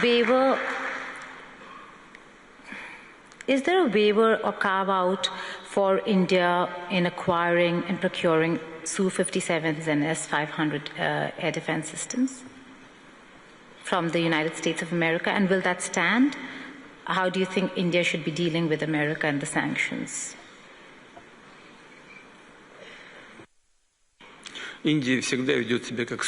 Well, I would say India always acts as a sovereign country, and under the leadership of Prime Minister Modi, any potential threats of sanctions would boomerang immediately. And I know that for sure we've been in close talks with Prime Minister Modi for a long while, and he knows that for sure. We all remember a time when Prime Minister Modi was banned from going to the territory of the United States of America, and I know that Prime Minister Modi would never forget about it. Now he's a Prime Minister, all the sanctions have been eliminated, and the relationship between the USA and India are developing successfully, as I understand, and India is a sovereign country, and it is free to choose those products that they consider to be most up-to-date and most applicable for them, and obviously offering the best price-quality ratio.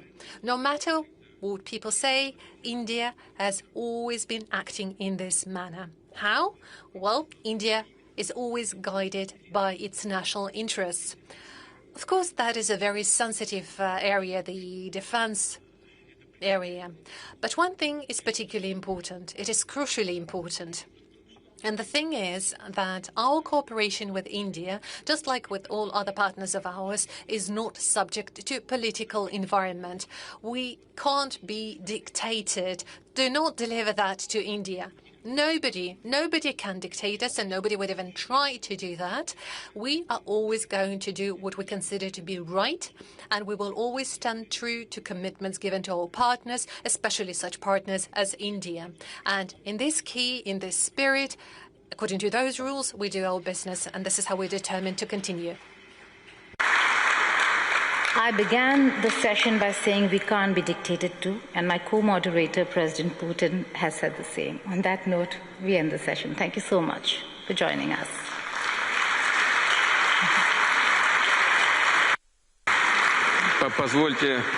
If I may, on behalf of all the people present in this hall, here in the panel, we would like to thank our charming moderator for this joint work and joint conversation. Thank you very much for your moderation support.